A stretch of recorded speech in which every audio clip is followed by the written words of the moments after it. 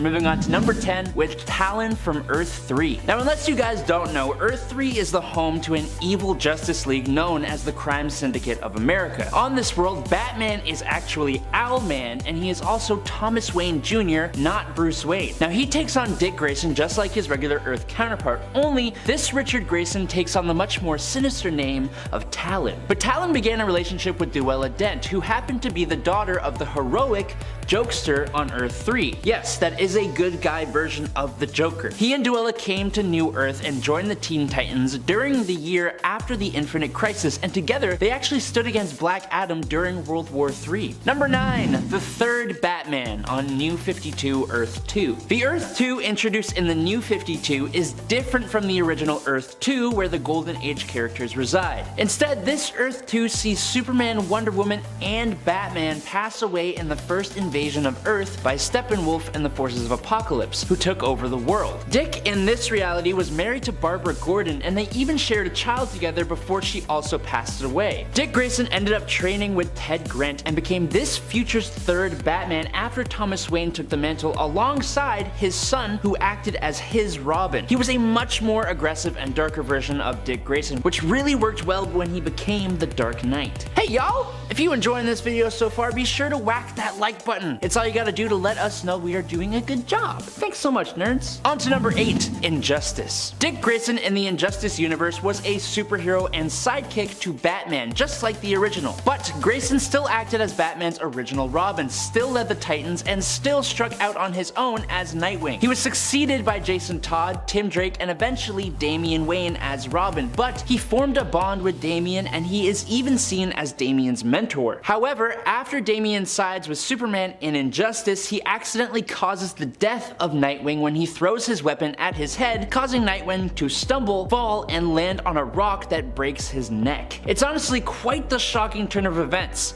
Now, eventually Dick became the successor to Boston Brand as the second Deadman, giving him the ability to fight again from beyond the grave with the powers of flight, intangibility, invisibility, and possession. Number 7.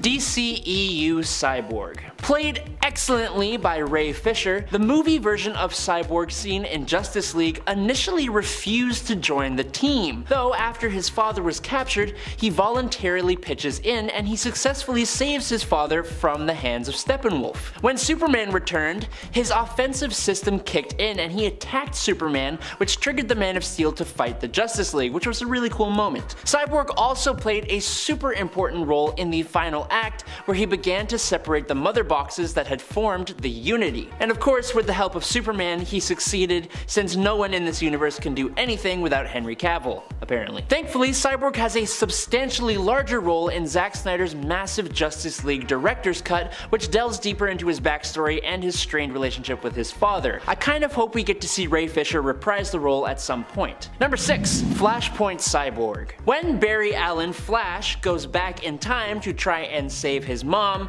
he royally messes up the timeline, pretty much changing the whole DC universe. In this newly created timeline called Flashpoint, Cyborg is America's greatest hero in place of Superman, based out of Detroit. When the Amazons and the Atlanteans go to war with each other, Cyborg tries to gather a group of Earth's superhumans to help stop the conflict that has already ravaged half of Europe. But thanks to Thomas Wayne, this timeline's Batman, refusing to join up, nobody else wanted to join his group either. But then superstar Barry Allen shows up and convinces Wayne otherwise, and the three set off to gather together an army and save the day. Number 5. Superwoman. While Superwoman is technically an alternate version of Wonder Woman, originally she was actually the Lois Lane from Earth 3, who on this world was seemingly an Amazon, as she wielded the lasso of submission instead of truth, which is capable of forcing others to do her bidding and forcing them to love her. But this Superwoman had abilities that were more like a Kryptonian's. She was capable of not only everything Wonder Woman could do, but she could fire beams of red-hot energy from her eyes, and she could fly. She created an incredibly toxic love triangle between Ultraman and Owlman of the Crime Syndicate of America, and even had a child with Owlman, but promised to Ultraman that it was his. This was also while she was having another affair with Alexander Luthor. Damn girl, keep him pretty busy, huh? Yikes. Number 4. Raven from the Last 52 multiverse. The Batman who laughs comes from the dark multiverse, which is the flip side of the regular multiverse, composed of worlds where nightmares become real. All the worst case scenarios actually came to be on these worlds. During the final battle between the Batman who laughs and Wonder Woman, Laughs summons different heroes turned villains from across the dark multiverse to help him, and among the various characters is a version of the Teen Titans led by a version of Raven who gave in to her father Trigon, who corrupted both her and her Titans into twisted, powerful versions of themselves. Raven herself becomes a red-skinned, armor-clad demon. She actually looks kind of awesome, but she is undeniably evil and ultimately quite terrifying. Number 3.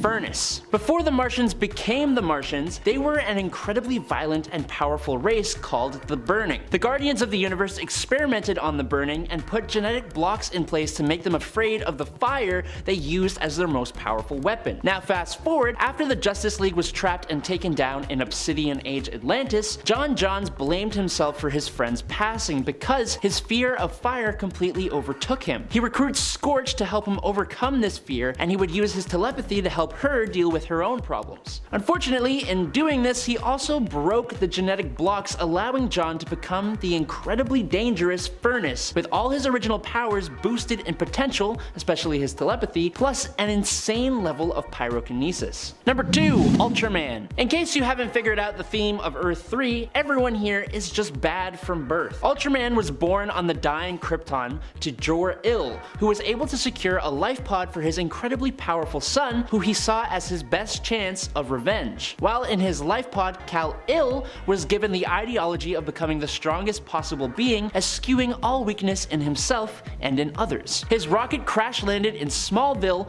right through the home of the dysfunctional couple Johnny and Martha Kent, who he forced to be his parents until he was 7 years old, when he took their lives and burned their home to the ground. He took the name Ultraman, took over the Earth, and created the Crime Syndicate of America. Now, unlike Superman, Ultraman actually gets more powerful from kryptonite, and the sun is what makes him weaker, which is fine because he will literally just move the moon to block out the sun. And in at number 1 is Vampire Batman. In the Elseworlds Batman and Dracula trilogy, Batman goes up against vampires who have turned Gotham into their home, and then eventually Dracula himself. In the first novel, Red Rain, the hero wipes out the vampires and Dracula, although he is transformed into a vampire himself. Which means we get to see Batman take on crime using the powers of a vampire in the next novel, Bloodstorm. He does his bestest to resist the darker aspects of being a vampire, but that all goes kaput when Batman lashes out and drains the Joker's blood after the Joker de-lifed Catwoman. Batman has Alfred and Gordon stake him, putting Batman into a catatonic state, a state that he is revived from in Crimson Mist, the third novel, when criminals took over Gotham in his absence. But he is almost completely animalistic now thanks to the isolation. A bloodthirsty vampire Batman quickly wipes out most of his enemies in a very bloody form, drinking their blood in the process until he is finally put to rest by Alfred, Gordon, Two-Face, and Killer Croc, who all go with him to the grave. Number 10. Yeoman America. Back in Avengers Volume 3 Number 2 in January of 1998, Morgan Le Fay's reality distortion wave caused the time period to be altered to a medieval setting, which altered the Avengers' clothing, speech patterns, and thought processes. For Steven Rogers, he became Yeoman America, a knight-like soldier with red, blue, and white stars and stripes armor, and weapons including a sword and a more fantasy-like shield. Now, to be clear, this is just regular 616 Captain America, but magically time displaced. So he's got all of his same abilities, but something about wearing a suit of armor and wielding a sword like that makes him just kind of better than himself? In my opinion, I don't know. Number 9. Hydra Cap. While this version of Captain America did appear largely in the 616 reality, he's actually technically from an alternate timeline created by a Hydra brainwashed Cubic who used her reality warping powers to make Captain America his ideal self. Since she was being influenced by Hydra, his ideal self was a Captain America who grew up being made loyal to Hydra. This Cap would eventually supplant the real Captain America of 616 and would organize the second superhuman civil war, as well as Chitauri invasions on the Earth. He got promoted to director of S.H.I.E.L.D. and influenced the legalization of the S.H.I.E.L.D. Act, which gave S.H.I.E.L.D. way more authority. He used this new power power to basically organize a Hydra takeover of America, with Steve becoming the Hydra Supreme and bringing on the Secret Empire event. He was defeated by the proper version of Captain America, brought back by Kubrick, but this Steve manipulated his way into an extremely high position of power, banishing mutants, imprisoning Inhumans, creating a Hydra Avengers team, and forcing other heroes into the underground. Number 8.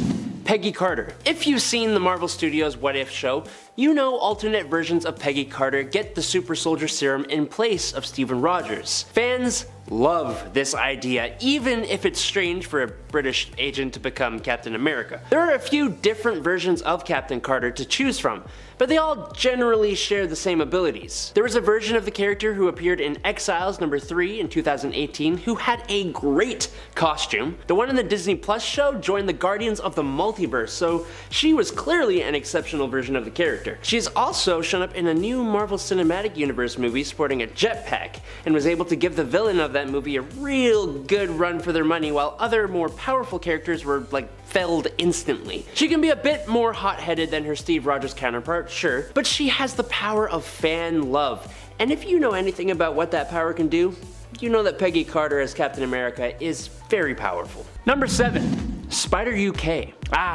The first Spider-Man mashed with another Marvel hero. These mashups always make for powerful characters. Basically, Spider UK is William Braddock, hailing from Earth 833. If you haven't gathered from the Braddock namesake, Spider UK is what would happen if Spider-Man was Captain Britain. As such, he is part of the Captain Britain Corps, being introduced in the Edge of Spider-Verse Volume 1. He is also part of the Spider Army put together to take on the Inheritors, and a pretty important part of it, he was not only an amazing leader but also had a very useful dimension hopping ability. Unfortunately, this Spider-Man didn't actually have a spider sense, which is probably what allowed him to be de-lifed by an attack from behind in Spider-Geddon #1. Number 6.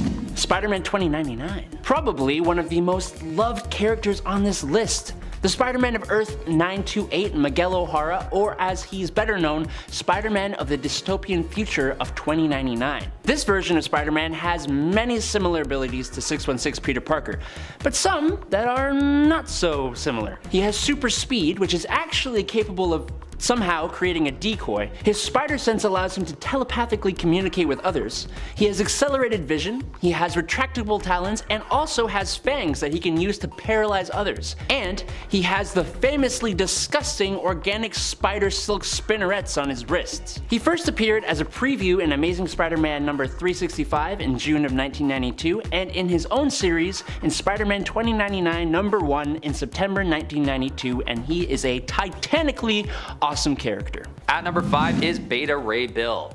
This guy is a very aggressive but also very respectable Thor variant. He sort of just butts into Thor's life and takes his title without even so much as a conversation first. It's sort of funny actually. They start as rivals and quickly become friends when they realize they pretty much match each other's power levels almost identically. Basically, Beta Ray Bill is a champion from his own world of Corbin, and when it's tragically destroyed by Searcher, he is forced to go on a pilgrimage to find a new home with a group of his own kind. And guess where they end up? They end up in the Milky Way. But as he's entering Thor's airspace, Thor decides it's kind of his duty to go and check in on the caravan with no intention to do any harm, just to check. But Thor's motivations are totally misunderstood by Beta Ray Bill, and he decides to launch a counterattack, thinking Thor is approaching aggressively. They both fight, and the battle ends with actually a victory for Beta Ray Bill, who then promptly picks up Thor's hammer without issue. This comes as an absolute shock to Thor and everyone else, because this has otherwise been an extremely uncommon occurrence up to this point. Thankfully for Thor, Odin rules that instead of offering Mjolnir to Beta Ray Bill, he would instead craft a whole new weapon for the Corbinite called Stormbreaker. After all this is settled, Beta Ray Bill actually ends up becoming a friend of Thor's and even steps in for the God of Thunder when he's out of town or out of commission. At number 4, we have Old King Thor. This version of the God of Thunder is basically an older, futuristic version of the 616 counterpart we're used to. Hailing from Earth 14412, this version of Thor Thor is the All-Father and ruler of Asgard as we currently know Odin to be. His look is pretty intimidating, having a more advanced and seemingly fortified armor as well as only one eye. The eye is missing because similarly to his father, Odin, he too gave his eye in exchange for all the knowledge in the 9 realms. On top of all that, old King Thor seems to have refined and perfected all of his abilities, meaning that it could be pretty easily argued that this version of Thor is in fact better than the original. In terms of power levels at least. And I think it's also always helpful for a hero to have more wisdom as well, which we can all safely say old King Thor has in droves. I mean, just look at him. Although to be fair to Thor 616, it's sort of known that old King Thor is just an older version of 616 Thor, even though he's from Earth 14412. Now, I'm not sure if Thor developed some ability to travel to other realities, but old King Thor has suggested a few times before that if 616 Thor were to die, he would too. So there may not be any comparison since they're kind of the same dude. Just one is a lot older and arguably more badass looking. At number 3 is Jane Foster. This version of Thor has one of the most intriguing backstories on the list. Jane Foster is just an average mortal from Earth 616 who basically discovers that she's capable of lifting Mjolnir. The way this happens is that Jane gets a job as a nurse and befriends Thor, who is in his human form, resembling a rather frail doctor named Donald Blake. But eventually, he reveals his true identity to Jane as well as confessing his love for her. She then becomes the first mortal that has ever been brought to Asgard, but when she's endowed with Asgardian powers, she becomes overwhelmed by the responsibilities, and so Odin deems her not ready for the task, sending her back to Earth and wiping her memory. But once again, years down the line, she reunites with Donald Blake, aka Thor, and they fall in love once again, but only after a pretty rocky reunion. She's then tragically diagnosed with cancer, the illness that killed her mother when she was only 9 years old. And fast forwarding a bit, Thor is battling on Earth's moon when he realizes that he has lost his ability to wield Mjolnir, and when the hammer begins to call to Jane, she soon learns that she is meant to become the new Thor. The hammer seeks her out telepathically and she travels to find it on the moon. When she successfully lifts it, she transforms into a powerful goddess. Well, she transforms into Thor, and her health immediately increases as well as her physical appearance. She then goes on to be a really powerful and impressive version of Thor and even sacrifices herself at one point for Asgard, but is revived by Odin for her heroism. This is just such a cool and satisfying story of a Thor finding her way, starting as a mortal and becoming one of the most powerful gods in the cosmos. And despite all the bad hands dealt to her by life too. At number 2, we've got Thor-El, which you could maybe guess is basically a combination of Superman and Thor. One interesting thing about this guy off the bat is that he's blue. This is because when the two characters merge, Superman is in his blue energy form, and this merge that I mentioned is referring to the Ultimate Access crossover from the 90s. During this series, Marvel and DC laid down their feud to give fans a really interesting look into a world where Marvel and DC characters have both merged. And what a great combination to see merged into one, Superman and Thor. This is almost an unfair marriage of abilities, which makes probably one of the most powerful Thors on this list, actually arguably the most powerful, that is, if the number 1 spot on the list wasn't a thing. I know his accolades might not be the most extensive given the extremely short run of the character. In fact, he only really exists for about half an issue, but I really don't think the character should be written off due to his brevity. This list is about the value of a character in relation to the original Thor we're used to, and just adding Superman to an already powerful and extremely impressive hero, there's no question that this one has a leg up on Thor 616. At number 1, we've got Old Phoenix King Thor, or King Phoenix God of Fire. And if you're already pretty sure what this variant is all about, you're probably right, because the name is pretty self-explanatory. He's Old King Thor, having been overtaken by the Phoenix Force. In 2018's Thor Volume 5 Issue 6, Thor is facing off against Doctor Doom in a distant future, when he also encounters a Phoenix-possessed Wolverine, who is basically a walking, flaming adamantium skeleton at that point. And only when Wolverine reaches to grab Thor's hammer does he basically explode and disappear and pass on the Phoenix Force to Mjolnir, which just leaves Old King Thor and Doctor Doom to face off. But This isn't any ordinary Doctor Doom, it's a Doctor Doom endowed with the powers of the Iron Fist, Starbrand, Doctor Strange, and Ghost Rider all in one. And with the prosperity of Earth on the line, old King Thor knows that he has to act fast not to end up overpowered by his supercharged Doctor Doom variant. So he makes the bold move of grabbing the hammer and allowing himself to be overtaken by Phoenix Force. With old King Thor being one of the most powerful versions on the list, this variant instantly becomes hands down the most powerful we've ever seen. Number 10. Red Sun Superman. Instead of landing in America, Red Sun Superman landed in the Soviet Union, and that allowed the Soviets to weaponize him instead of allowing Clark Kent to live the normal life he traditionally has. He received severe training that not even the original Superman underwent, as Red Sun Superman was always meant to become a weapon. This allowed him to become quite strong as he paired his severe training with his new communist sense of duty. If the training he underwent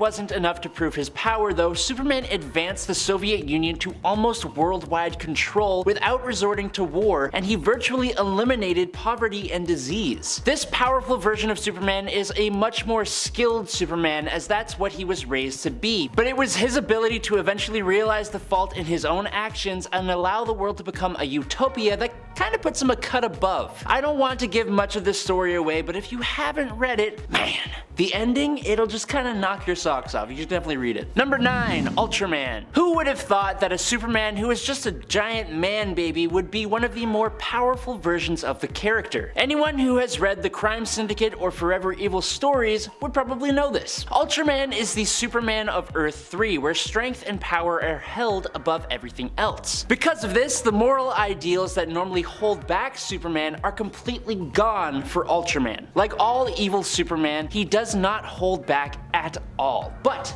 unlike most other Supermen, Ultraman's relationship with Kryptonite is quite different. Instead of weakening the Kryptonian, Kryptonite gives him a crazy significant boost to his power when he crushes it up and inhales it. It's actually kind of terrifying, to be completely honest. Fortunately though, for the heroes of the world, he is depowered by the sun, which caused him to move the moon to block it out when he and the Crime Syndicate of America invaded the Prime DC continuity. Number 8. Calvin Ellis. Instead of Kal-El landing on a farm in Kansas, a black Kryptonian named Calvin Ellis was sent to Earth to escape his planet's destruction. Nevertheless, he didn't grow up trying to fit into society, as he instead became very ambitious. What do I mean? Well, Calvin Ellis worked hard enough to eventually become the President of the United States, giving him a position that allowed him to better protect his world both politically and physically. He still carried his role of Superman and even became a multiversal hero when he teamed up with the other versions of the character during the Infinite Frontier era. Kind of like Red Sun Superman, Calvin Ellis gained political power as well as his own incredible abilities, not to mention that he reprogrammed the alien intelligence Brainiac to help him in his duties. He's also a talented boxer, so there's that. Number 7. Witch-marked Wonder Woman. Years ago, a 12-year-old Diana Prince came upon a ritual being performed at a crossroads in Themyscira to the goddess of magic and witches, Hecate,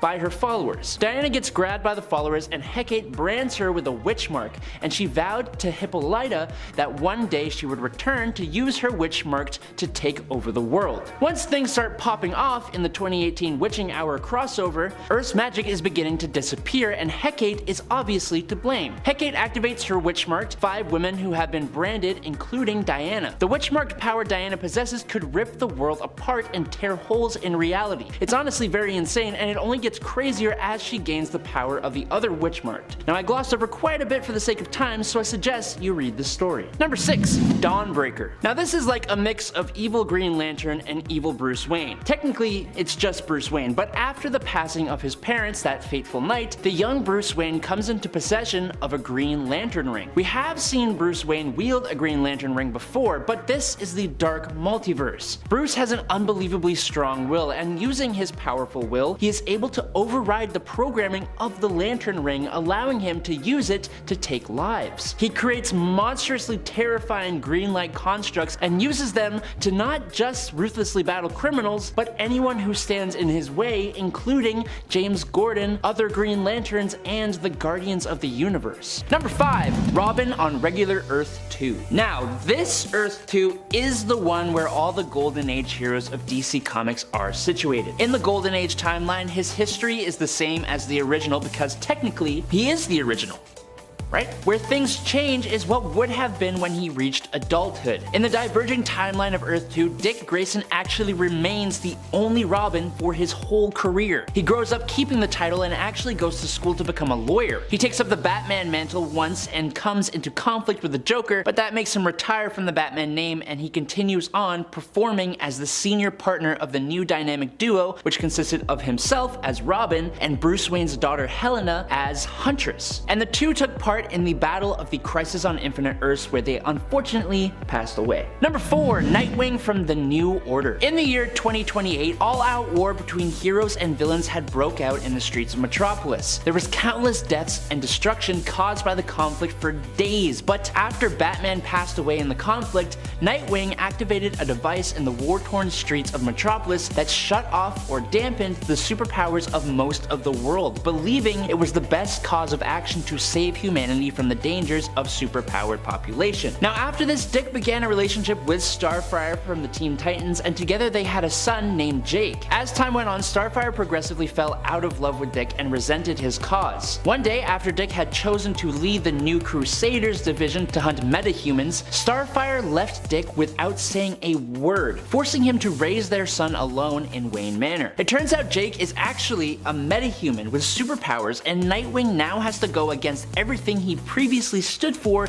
to save his son from the world that he actually created. Number 3. Injustice Cyborg. In this timeline, just like most of the other heroes, Cyborg had a very similar life to his main Earth counterpart. That is, up until Superman went bonkers. Once Superman established his regime, Cyborg kind of became Superman's Boy Scout. He was very dedicated to Superman, which is not what I would have expected, honestly. He was Superman's guy in the chair and helped him out quite a bit. Honestly, Cyborg was kind of really lame in this story. He gets defeated and incapacitated a lot. The best one though was when Batman revealed there had been a virus that he implanted in Cyborg when they first met and just had it in his back pocket for whenever he would need it. Number 2. Murder Machine. Yes, there is a Batman Cyborg hybrid who is part of the Batman Who Laughs Dark Knights, and yes, he is terrifyingly awesome. Murder Machine first appears in Dark Days the Casting in the Dark Multiverse Earth -44. On this world, this evil Batman Cyborg comes about after the passing of Alfred Pennyworth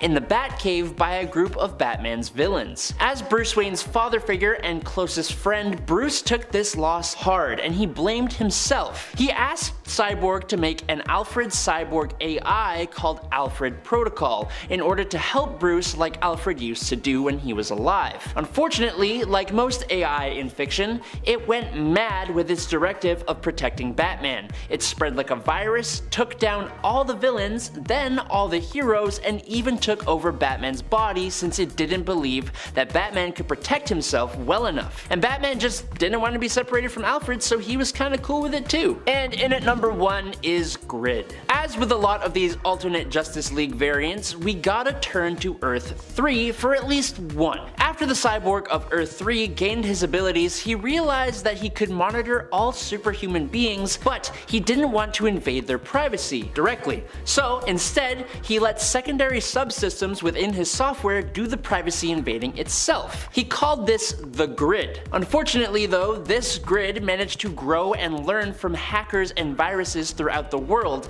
so that it grew into a neural network that then developed into full consciousness with some help from Atomica, who used it against the Justice League and brought it with her to the Crime Syndicate of America. Grid now used Cyborg's parts and body to give itself its own body. Essentially, it took over the body of Cyborg, gaining all of his powers but with none of his humanity. It's very, very, very scary. Number 10. Multiple Man Venom. In the Old Man Logan story, we get a very awesome, if not short-lived look at the Tyrannosaurus Rex that was host to the Venom symbiote. Now, while that is an awesome idea, we learn nothing further about this Venom variant until Old Man Hawkeye, the prequel. In this story, we see a Venom who bonds to the Madrox gang, who have kind of separated from James Madrox. After Venom bonded to the Madrox, they now use their power to duplicate themselves into an army of Venoms, vowing to track down Hawkeye, who had stuck the other Madrox members with plenty of arrows. An army of Venoms chasing you across the country would be terrifying.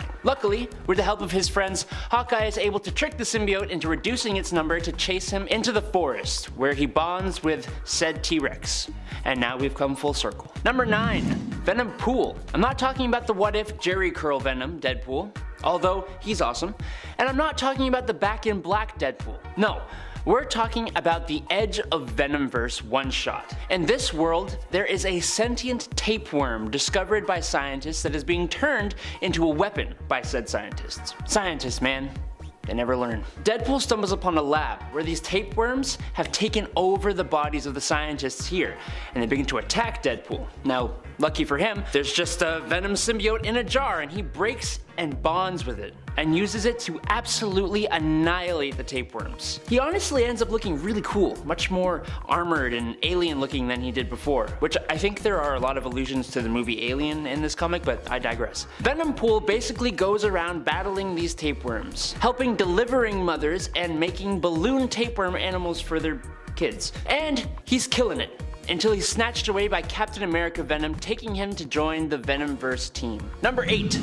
Kingpin Venom. In the alternate Earth TRN-421, we pick up in the year 2061, and Wilson Fisk, the Kingpin, has ended the mortal existence of Eddie Brock and taken the Venom symbiote as his own, bonding into this monstrous, massive, fat guy Venom, which is really intimidating already. But what we learn is that Kingpin has modified the symbiote to be able to travel through technology, kind of like how the ultimate version of Iron Man can, but way quicker, way cooler, and way more terrifying. King Venompin, as I'm gonna call him, can basically travel through electricity and the internet. He is seen controlling cars, helicopters, and even electronic billboards, all to pursue Peter Parker's Spider-Man, who has to literally run away because he cannot take on this guy. In the end, Peter had to flee into the woods, where King Venom followed. This part of the fight didn't last very long though, with Peter using the fire from a torch to detach the symbiote from Kingpin, saving the day rather annoyingly. This guy is definitely way too cool to be defeated, but you know, whatever. At number 7 is Thor Herald of Galactus. This one doesn't need much explanation for those who already know the role of the Herald of Galactus, but basically Galactus is this enormous cosmic being that has an insatiable hunger for planets.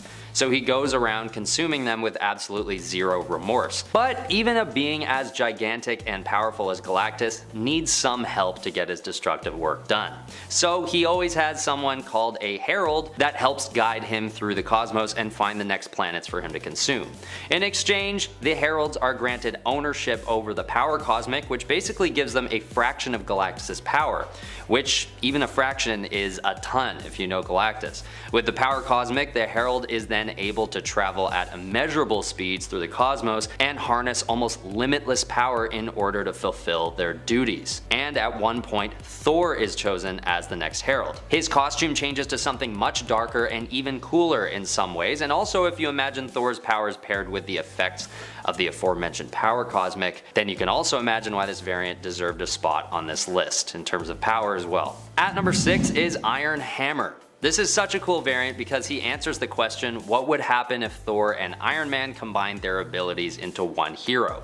When Gamora manipulates the souls of the Marvel Universe and mixes them all together, she ends up creating a whole new world called Warp World. Sounds kind of fun, doesn't it? Sounds like the name of a crappy small town arcade, and we all know those are always the best ones. But it is far from that. It's actually a universe where every soul is combined with another within the Marvel Universe. This event basically creates a mixture of Thor and Iron Man, aka Stark Odinson, son of Howard Odin. Riveting bit of writing right there. Basically, this variant ends up with a pretty cool new look as well as a brand new set of capabilities that basically combine Iron Man's wit and intelligence with Thor's supreme godlike power. I mean, even if this was just Iron Man wielding Mjolnir, it would be cool enough, but part of Thor is still in there somewhere, which makes it even more insane to imagine how powerful this variant could be. Number 5. The Spider of Earth 15. There are a lot of characters who go by the Spider.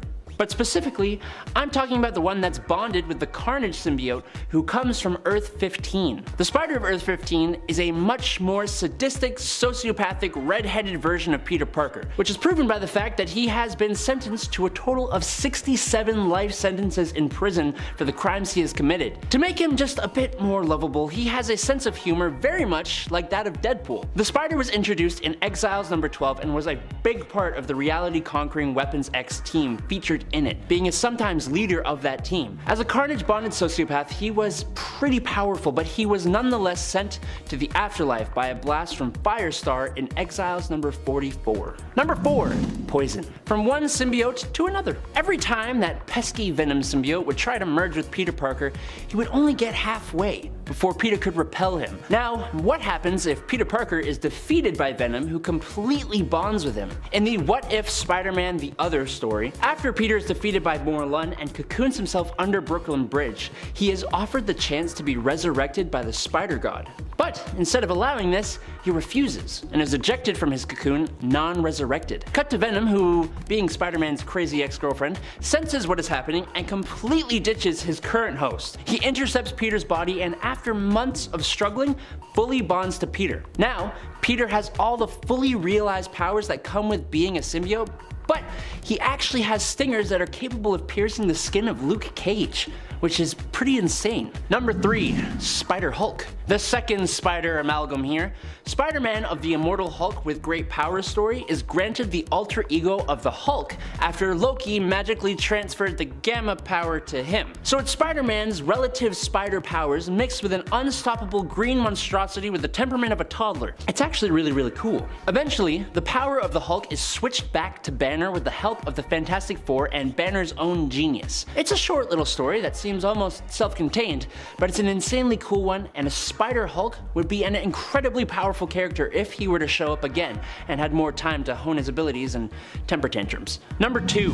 Ghost Spider. The last Spider-Man mashup with other heroes, but nonetheless possibly one of the most powerful potential mashups. Also, in my opinion, the coolest looking one. Also, it appears that Uncle Ben leaving this plane of existence is actually a really good thing. See, on Earth 11638, Ben never loses his life to a mugger, and he helps train Peter with his powers and helping him form Parker Industries. Peter and Uncle Ben end up building a machine that allows Peter to lure alternate versions of Spider-Man to this reality where he absorbs their powers to increase his own. That kind of took a dark turn, didn't it? But when he tried to do this to the apparently most powerful Spider-Man from Earth 616, he is de-lifed and his soul is sent to hell, where, with the assistance of the Infernal Hulk, he is fused with the spirit of vengeance, becoming the Ghost Spider. If you know anything about Ghost Rider, you know how actually insanely powerful he is, even going toe-to-toe with Galactus at one point. So yeah,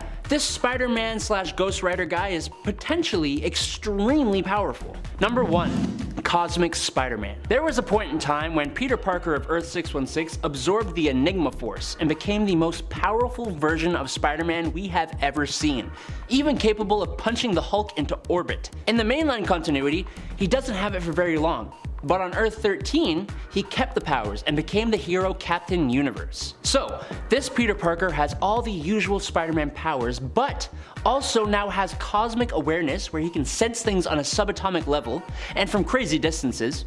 He has energy manipulation, giving him energy blast and flight. He also used his abilities to manipulate matter, making his webs as strong as adamantium, or even changing their shape altogether. His universe became a safe haven for all the Spider-Men when the Inheritors were hunting them, because Captain Universe could defeat them, and his cosmic powers are gone when he leaves that dimension. Unfortunately, he is consumed by Solus, who used the life force basis of his powers against him in Amazing Spider-Man number 11 in 2014. He's still cool though. Number 10. DCeased. After the Justice League defeated Darkseid, he somehow managed to discreetly abduct Cyborg and take him to his homeworld of Apokolips. There, it was revealed that a half of the anti-life equation was contained inside Cyborg. Darkseid sought to merge the half of the equation inside Cyborg with the half he already possessed, but Desaad warned that combining the two halves inside Cyborg would likely kill him. But Darkseid don't care, so he tried to do it anyways, which resulted resulted in a corrupted anti-life equation that became a techno-organic virus and infected Darkseid. Darkseid, upset, shot this infected cyborg back to Earth, where he automatically connected to the World Wide Web, instantly infecting every single person who was using it with the virus, and chaos immediately erupted. While he kind of unintentionally put a zombie-like plague on the world, he did try to save it in the end. Keyword try. Number 9. Aquaborg. In Superman Batman issues 60 and 61, we're introduced to the Justice Titans, and in case it wasn't obvious, this is indeed a mashed together version of both the Justice League and the Teen Titans, which in my mind makes things kind of complicated since Cyborg is a main part of both after Flashpoint. Aquaborg himself seems to be a mix of Aquaman and Cyborg, as his name is Arthur Stone. We don't really see him do anything specifically worth mentioning other than fighting Batman and an amalgamated Doomsday and Deathstroke called Doomstroke. Number 8. Earth 3839. In this alternate universe, appearing in Superman and Batman Generations 2, number 4, Cyborg, well, he's a bit of a chump. During a confrontation with Metallo, this Earth's Alexander Luthor, Cyborg gets completely immobilized by an EMP and had to be carried to safety by the other heroes, who included Jay West the Flash, Clark Wayne, a superpowered Nightwing, Janet Hall as Blackhawk, and Hal Jordan Green Lantern. Unfortunately, there isn't really much more to say about this one. He was kind of poo, but at least the story was cool. Number 7. Red Robin from Kingdom Come. In the Kingdom Come story, Superman and the other Justice League members are forced out of retirement to combat a new, dangerous generation of heroes. This future version of Richard Grayson actually became the first ever Red Robin in his middle age, but not as a sidekick to Batman. Instead, he was part of Superman's Justice League. He played a similar role to Batman as part of this league, being like a stealthy hand-to-hand combatant. This version of Grayson also has a daughter with Starfire from the Teen Titans named Mari Grayson, who goes by the hero name Nightstar. Kingdom Come is considered one of the best graphic novels of all time, and I'm glad Richard is a part of it, especially since it brought us the awesome Red Robin costume. Number 6. Cute Batman. I'm sorry I call them Cute Batman, but honestly, look at him, he's kind of adorable. On Earth 42, all the superheroes appear to be these little kid-like versions of their normal counterparts. Here,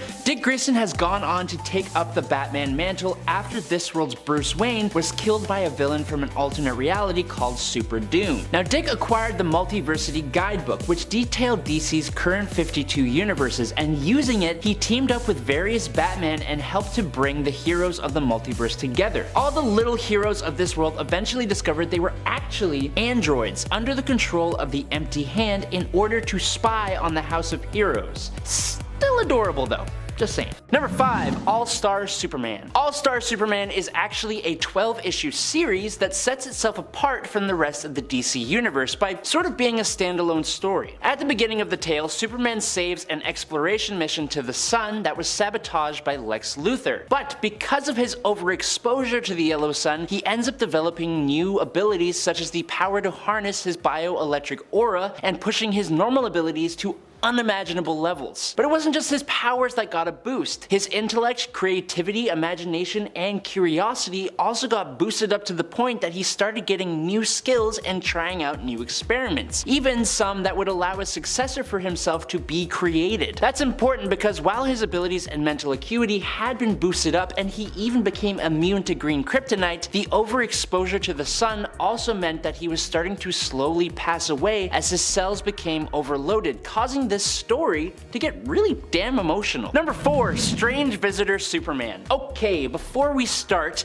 technically this Superman is not canon, but he is truly one of the more powerful versions of the character. In his story, Superman outlives everything in the universe, living for literally billions and billions of years. He lives so long and gets so powerful that he gains new abilities like being able to split himself into thousands of copies that allow the hero hero to do what he does best throughout the universe. He outlives all the gods, cosmic entities, mortals, angels, demons, and everything. He watches countless civilizations rise and fall and learns an insane amount of skills like telepathy.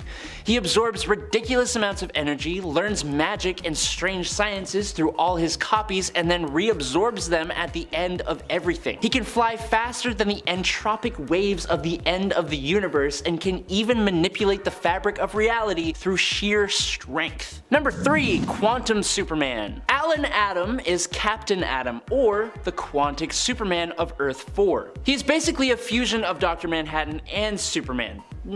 Sort of. Atom obtained his powers when he was present at an experimental uranium engine that was being tested, which then exploded, turning him into a disembodied mind with no natural division in his perception of time, meaning he perceives the past and the future as a single entity. He has some insane abilities. He has the ability to change his own size, levitate, and telekinetically restructure matter, which he used to construct himself a new physical body after his original body was destroyed. Using quantum superposition, he is able to generate copies of himself. He's able to perceive and manipulate reality on at least an 8th dimensional level, and also possesses quantum sense, making him capable of knowing potentially everything. He is also responsible for merging the minds of both Superman and Ultraman in order to operate the next spot on this list. Number 2. Cosmic Armor Superman. Cosmic Armor Superman is basically a thought robot that eventually became one of the strongest versions of Superman, even though it might be one of the weirdest ones of all time, and depending on your viewpoint, you may not count him as a version of Superman at all. I respect that viewpoint, but he always comes up when people talk about the strongest versions of Superman, so here he is. This creature is somewhat strange in the sense that it isn't quite human, but it isn't quite artificial as well. The Thought Robot was created so that Superman and the antimatter universe Ultraman together could battle something stronger than they could ever normally face on their own. After the battle was done, the Thought Robot eventually merged with the entire universe's consciousness, but let me just list the powers that he has here. His powers include reactive evolution, quantum manipulation, plot manipulation,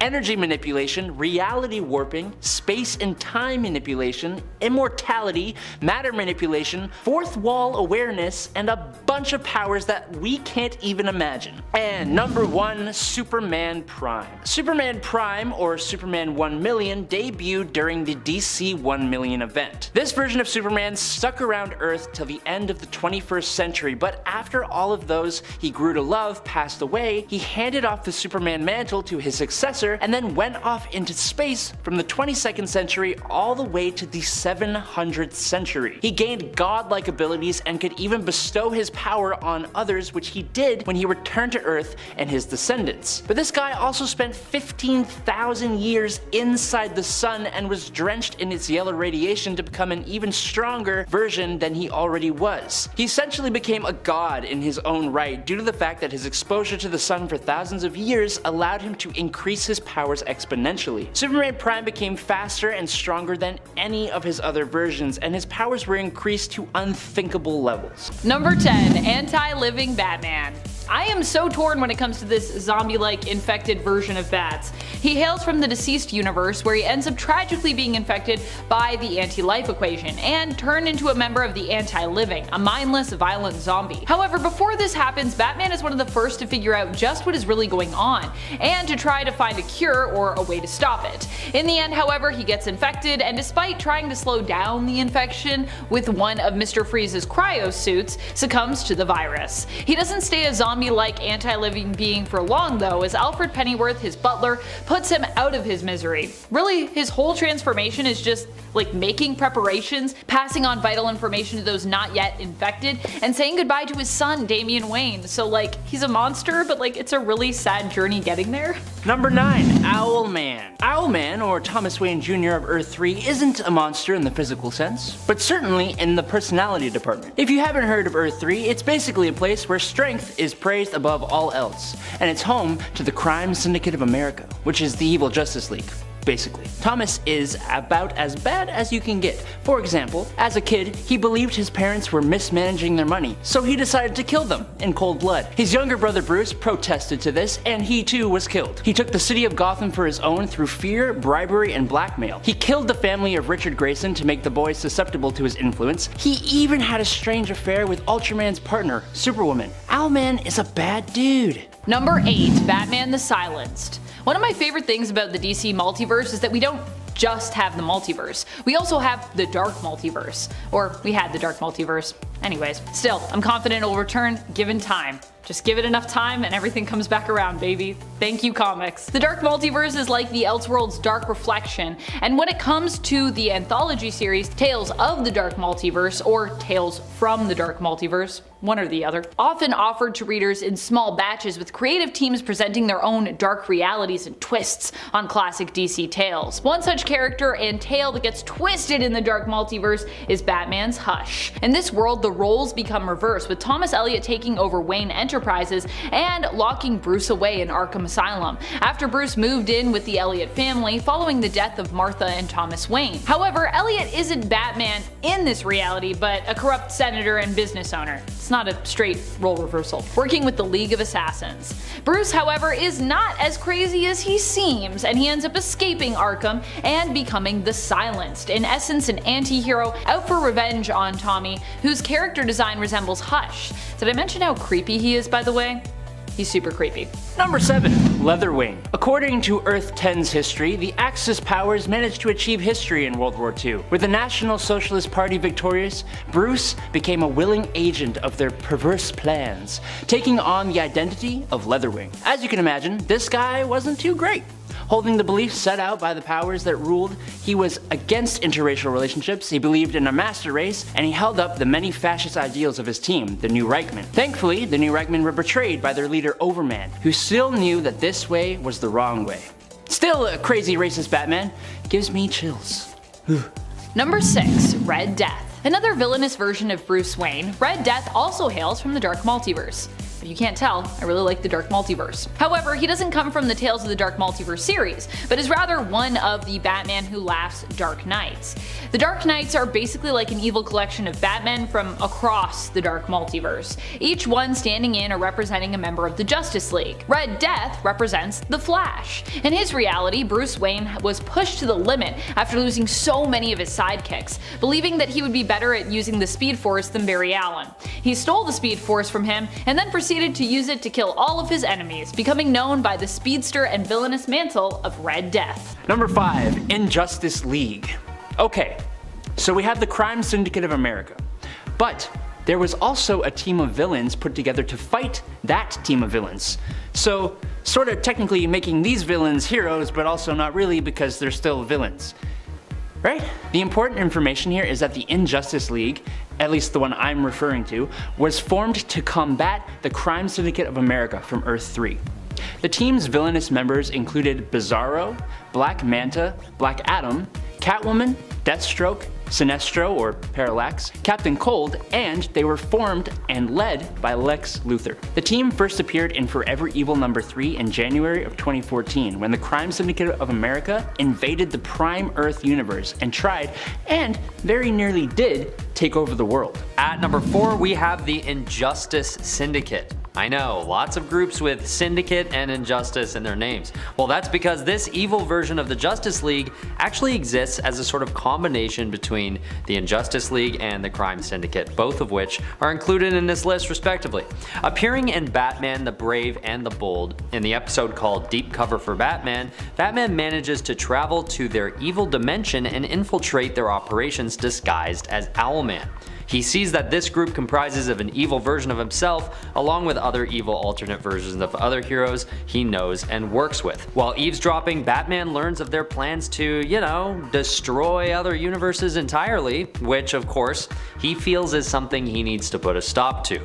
And it can't wait, naturally. So he decides to take all of them on himself, and because he's Batman, and it is his TV show after all, he wins. Those universes can thank him later. Number 3. the Joker League. In Emperor Joker #1 of October 2000, the Joker has gained 99.99% of the reality warping powers of the fifth dimensional being, Mr. Mxyzptlk, and he used them to completely warp the world into an insane offshoot of our real world. In this Joker world, he has put together an evil, insane version of the Justice League called the Joker League of Anarchy. The team members include some characters we've seen before, such as Bizarro #1, Enigma, who's the Riddler, Gravedigger Lad, who is actually Jimmy Olsen, Lois Lane, Harley Quinn, and Poison Ivy. He has also created completely new characters that are wholly original to this story: Ignition, Bounty, Schism, and Scorched. He even has Lex Luthor as a jester. They are basically just the henchmen of this already pretty much all-powerful version of the Joker. Just another way of keeping him entertained, it seems. At number 2, I'm putting the Injustice League from the video game Injustice: Gods Among Us. Most of us already know how this story goes, but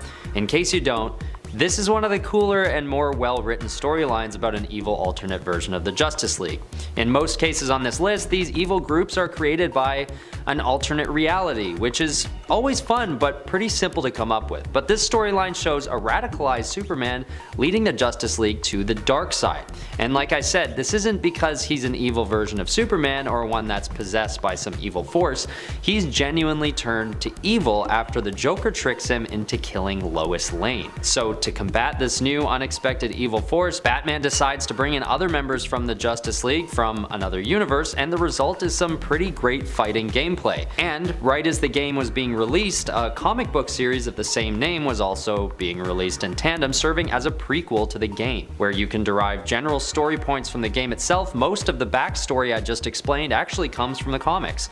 It's cool to see the video game and comic book worlds working in tandem, and they make a pretty cool new storyline that I figure has to be ranked pretty high on this list. Number 1, the Crime Syndicate of America. The Crime Syndicate of America hails from the strength-obsessed Earth-3, and is a twisted, evil version of many characters who make up the main universe Justice League of America. Its members include Ultraman in place of Superman, Thomas Wayne Jr., aka Owlman, and Alfred Pennyworth as the Outsider, Superwoman, who was Lois Lane at one point and Donna Troy at another, the cowardly Harold Jordan and vengeful John Stewart, who are both Power Ring, which are evil Green Lanterns, at different times, John Allen and John Chambers separately also as Johnny Quick, Atomica, Sea King, Deathstorm, Grid, and John Johns. They come into contact with the main universe many times, and they almost always spell out bad news, as you'd expect from the antithesis to the Justice League of America. Alright, at number 10 we have the very silly but nonetheless evil Super Enemies. In the 1970s animated TV show Super Friends, there's an episode in 1979 called Universe of Evil, where Superman travels to an alternate universe to meet the evil counterparts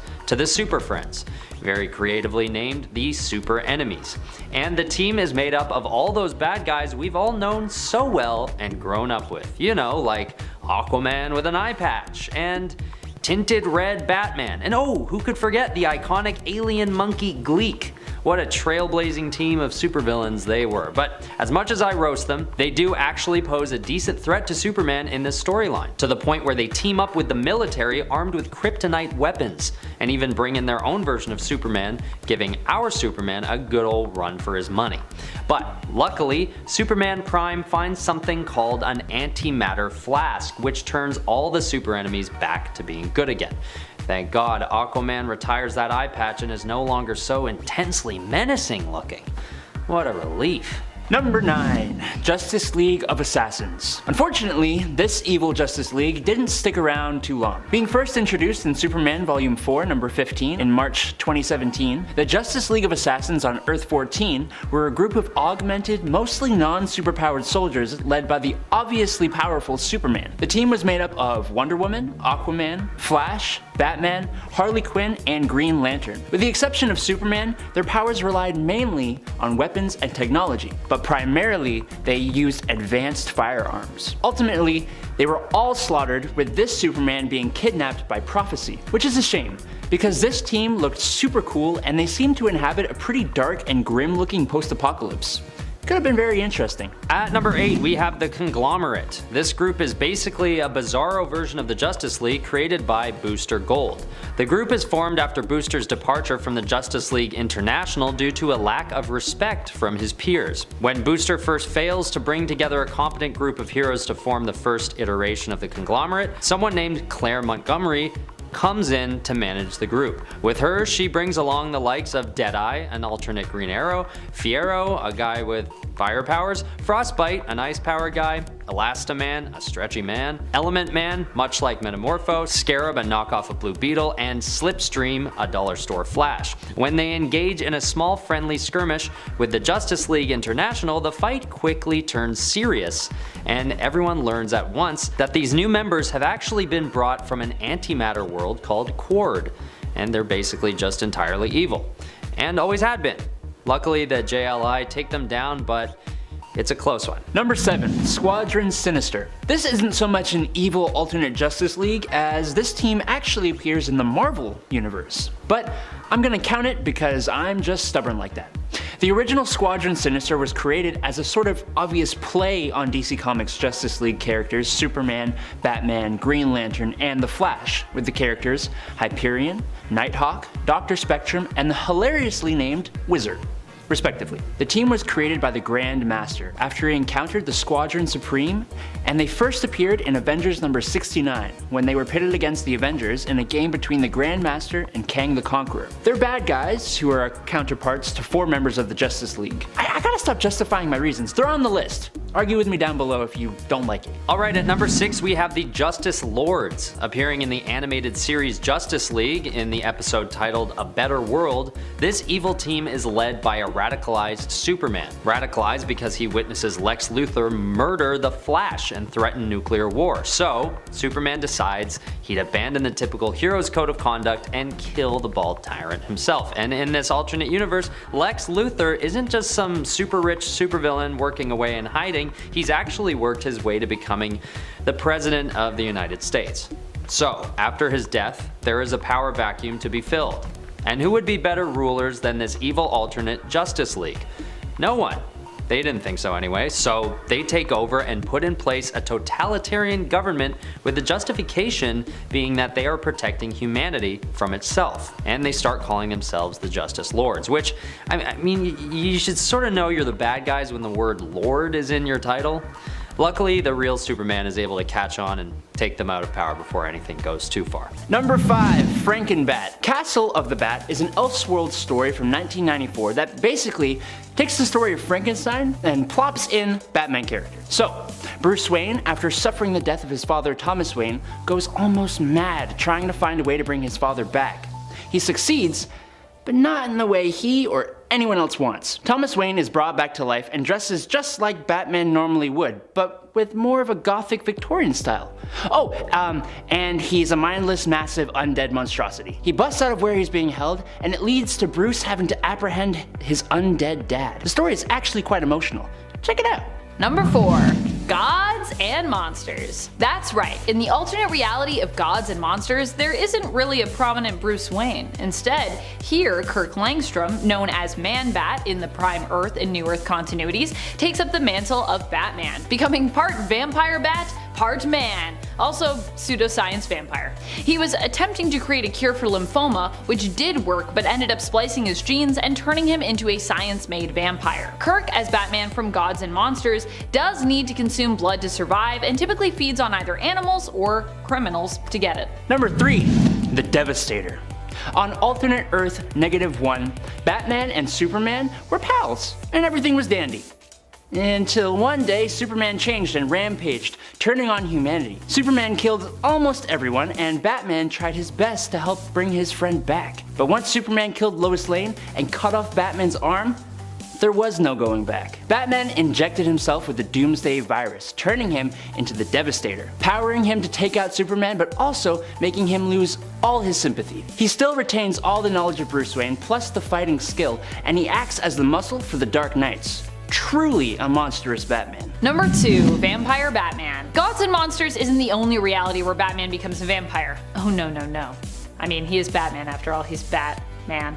obviously is going to be vampires a lot. He also ends up as one in his fight against Dracula in Red Rain. However, Bruce attempts to resist fully turning and giving into his monstrous side here. Instead, he attempts to hold off on completing his transformation fully, becoming a sort of dhampir, if you will. That is until Joker kills Catwoman, who in this series is also a werewolf. Spooky stuff. Joker taking Selina's life makes Bruce snap, and he ends up feeding on him, seemingly killing him, although it would later be revealed that Joker survived this whole ordeal. Afterwards, Batman has Alfred lock him away, worried about the monster he'll become because he has now tasted human blood. Number 1, the Batman who laughs. I know, I've talked about him like a lot, but it is for a good reason. The Batman who laughs is arguably one of the most dangerous versions of Batman who's ever lived or been written. If you don't know yet, he is a dark multiverse version of Batman who has killed the Joker, but inadvertently infected himself with a strain of Joker toxin. The resulting transformation turns this version of Bruce Wayne into an amalgamation of Joker and Batman. All the intelligence and resourcefulness and martial skill of Batman mixed with the buck-wild, psychotic, murderous mind of the Joker. He is pure chaos and destruction, and he lays waste to his own Bat family and the Justice League. He has a pack of Jokerized Robins, and he is the leader of the Dark Knights, a few of which were featured on this list. On top of that, he is just truly terrifying to see. Number 10, Batman vs. Bigby. You know Batman, but have you ever read or heard of the Fables series? It's one of my favorite comic series. It basically follows classic fairy tale characters living in modern day New York. The Big Bad Wolf, otherwise known as Bigby Wolf, is the sheriff of their community. In 2021, we got the limited DC Black Label series Batman vs. Bigby, A Wolf in Gotham, which is a collaboration between these two comic worlds, with Bigby as a main suspect for murders in Gotham.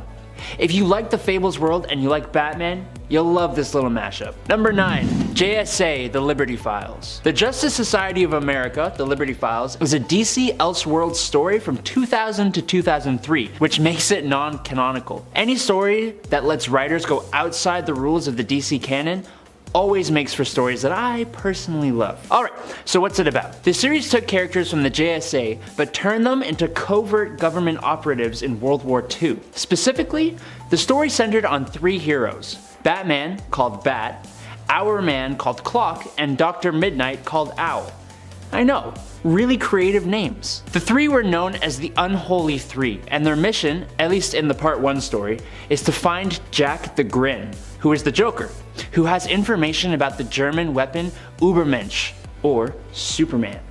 Are you sold yet? Number 8, Earth 15. Earth 15 first appeared in 2007 in Countdown number 30. This Earth was basically a perfected Earth with heroes who evolved to become nearly perfect beings, with most of the proteges like Jason Todd, Donna Troy, Zod, and Kyle Rayner taking over the original heroes' roles. That is, until the events of Flashpoint, when it was destroyed by the crazed Superboy Prime. That little rascal. The still existing dimension became a graveyard universe, eventually being modified by Hal Jordan into an Earth whose heroes had personalities opposite to the Prime Earth versions. It's an interesting place for sure, and some interesting things have happened in it. Check it out. Before we go on to number 7, I got something to tell you. You're great. You guys keep hitting that like and subscribe button, you're making me blush, my goodness. Keep up that support, it helps us bust out more and more of these videos for you lovely people. Alright, moving on. Number 7, Earth 20. Earth 20, which appeared in Final Crisis Superman Beyond number 1 in 2008, is the home of Kent Nelson, otherwise known as Doc Fate. And he is so cool. Basically, he leads a society of superheroes on Earth 20, which is a group that includes Lady Blackhawk, Immortal Man, the Green Lantern, the Mighty Atom, and Batman from time to time. The history of this world isn't exactly very well known, but we do know it has just come out of a war that is somewhat like World War II. There are Zeppelins flying around in some cities, and the cars are all big and beautiful. It's got a very slick 20s style. The heroes of this world would do righteous battle against a society of supervillains from Earth 40 and a huge 5-year war. My goodness. Number 6, Batman White Knight. I cannot recommend this 2017 story enough to you guys. It is an insanely interesting and fantastic Joker story. It takes place in an alternate Gotham City, and the Joker regains his sanity after a brutal and violent forced ingestion of a medicine by Batman. The roles are practically reversed, as the seemingly reformed Joker, real name Jack Napier, becomes the White Knight, hoping to better Gotham City as a politician, while also condemning Batman as an unhinged violent vigilante. Which, I mean, it's kinda hard to argue against that point of view. He sued the GCPD for police brutality, and he worked against the 1%, who used Batman and Gotham's crime for their own financial benefit. Joker actually becomes a good guy. It's kind of insane. But there is more to this story, and I highly suggest you check it out. Number 5. Earth 5 Shazam. Earth 5 is a simpler, kinder world. A world that is more optimistic. A world where the heroes are seen as such with hardly any faults. Basically, this is the golden age of comics. Specifically, Fawcett Comics. See here, Captain Marvel is the main superhero, which gives the world the name Thunderworld. He and his family, Captain Marvel Jr. and Mary Marvel, keep the world safe from everything from the Monster Society to aliens. This version of Shazam worked together alongside Superman and Overman to recruit the Supermen of the universe. They worked together, led by Captain Marvel, to defeat Ultraman and weaken Mandrake, who was killed by the Green Lanterns. Number 4. The Shazam Who Laughs. After the Batman Who Laughs infected Shazam/Billy with a dark metal virus, turning him into a Joker-like version of himself, he is tasked with infecting Superman with the same Joker dark metal virus. Shazam goes to the Batcave and waits for Superman to show up so he can attack. Joker Shazam is easily a match for Superman and Batman one-on-one, but with the two teaming up, he is a little overwhelmed and retreats, which is odd because going by King Shazam, he takes on the Titan Atlas trying to test his new abilities and even defeats multiple gods. When he is in a fight with Ares, he even defeats and infects Lady Shazam. So doesn't really check that Batman and Superman give him that much trouble, but whatever.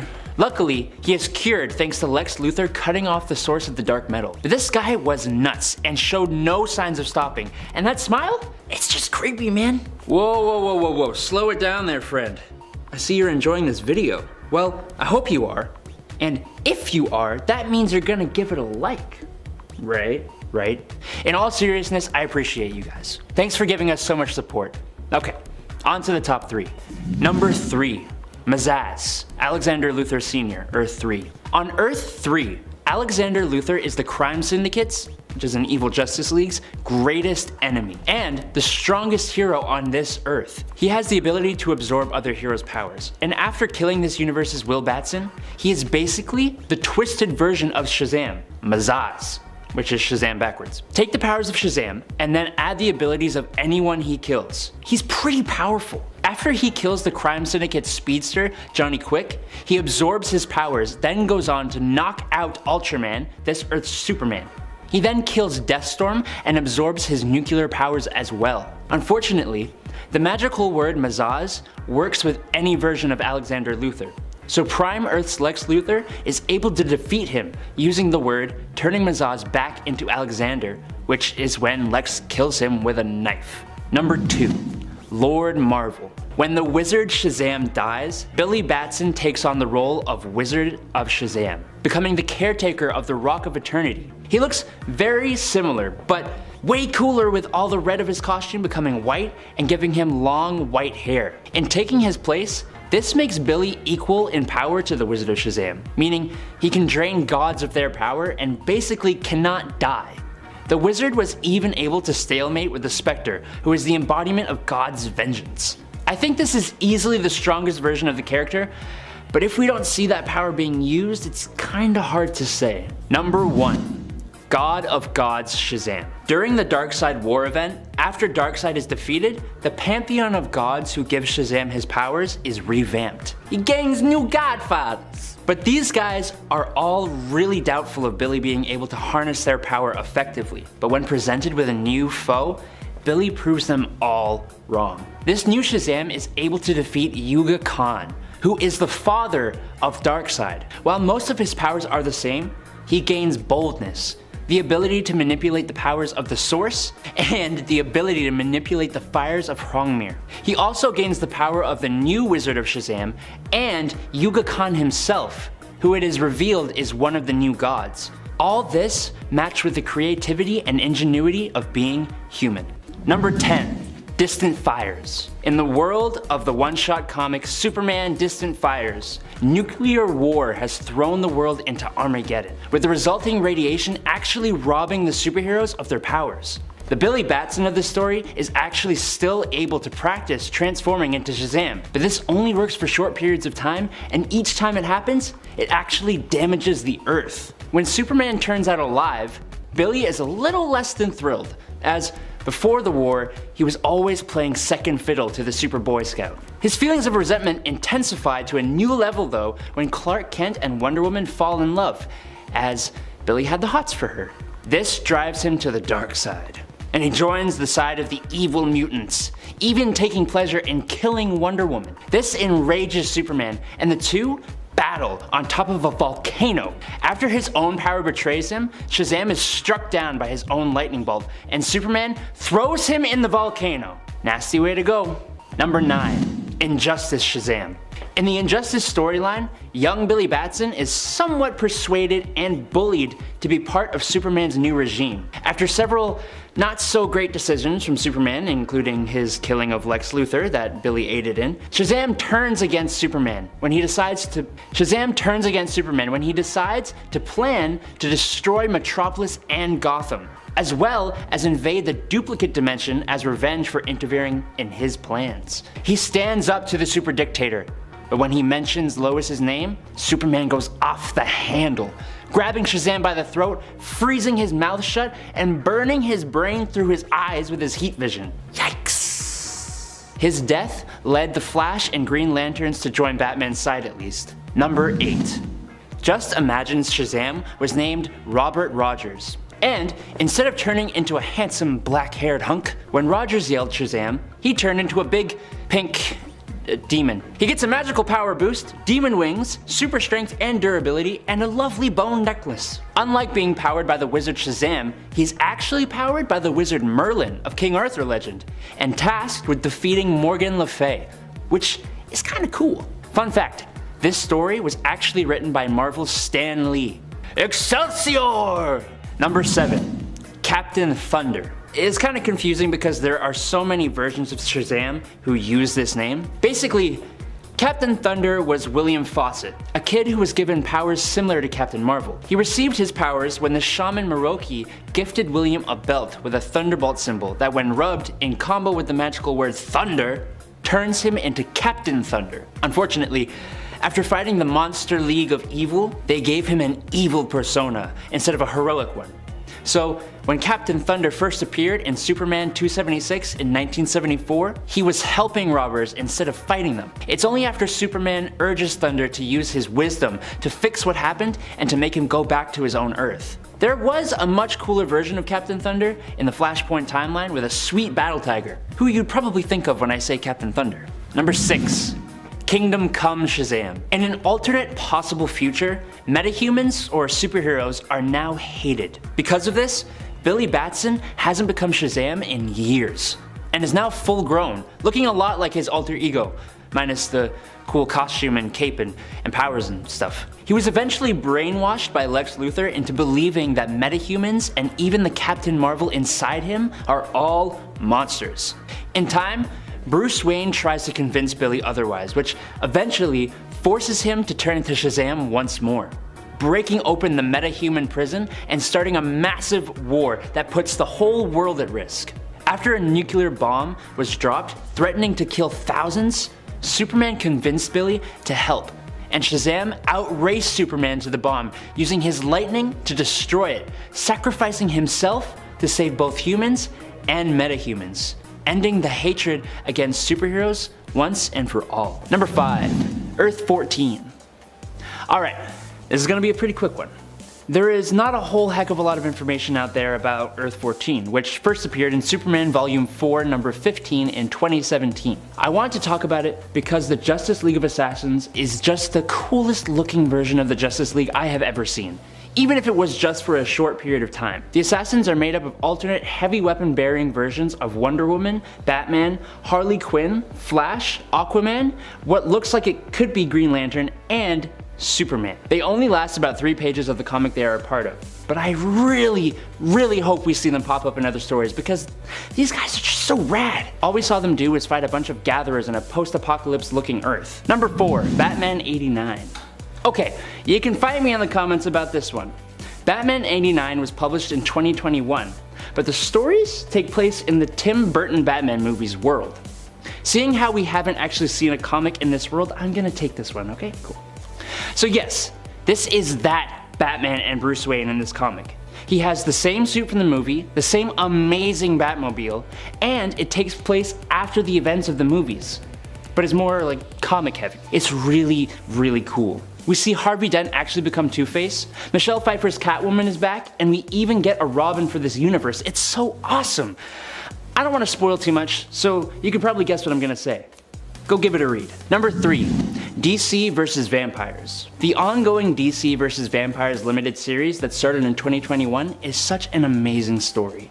It just makes sense. Pit the characters of the DC universe against a growing army of vampires, a mystery around who the superhero vampire leader is. It's great! The basic premise, without spoiling much, is that Mary, Queen of Blood, who upholds the peace between vampires and humans, is dead. Whoever killed her also killed the Legion of Doom, and has made a plan for vampires to take over the world. Andrew Bennett, a vampire, went to the Justice League to tell them about the army of vampire supervillains. There's a vampire Gorilla Grodd, like, come on. The story has a large Batman and Bat family presence, as a story about vampires should, and for a story so grim, it actually has some really funny moments. Especially from Damian Wayne, as I'm sure no one is surprised by. Number 2, DC Bombshells. DC Comics Bombshells is an awesome story from 2015 that focuses on a reality where a team of female superheroes fight on the side of the Allies during World War II. It actually first came to be because of a line of statuettes released by DC with superheroines wearing retro 40s inspired costumes. They were so popular that they moved to variant covers and then they got their own series. Each hero has their own style and story while still all being part of this bigger, wider alternate World War II story. It's truly awesome and mainly follows Batwoman, Wonder Woman, Supergirl, Stargirl, Zatanna, and the Batgirls. Go give it a little gander, would you? Number 1, Dark Knights of Steel. And now for my favorite. Dark Knights of Steel. Swords, sorcery, superheroes. Dark Knights of Steel is a story that actually came out this year, that's 2022 if you're watching this from the future, but is set in an alternate medieval fantasy universe. Batman is an actual knight and half Kryptonian. Like, I'm just in love. Okay, so basically, Jor-El and Lara escape Krypton before it is destroyed and crash land on the medieval Earth, and eventually become the rulers of the land after giving birth to Kal-El. It's wild. There are alternate versions of Green Lantern, Supergirl, Harley Quinn, Robins, Alfred, Constantine, Green Arrow, Joker, Green Lantern, Black Lightning, and more.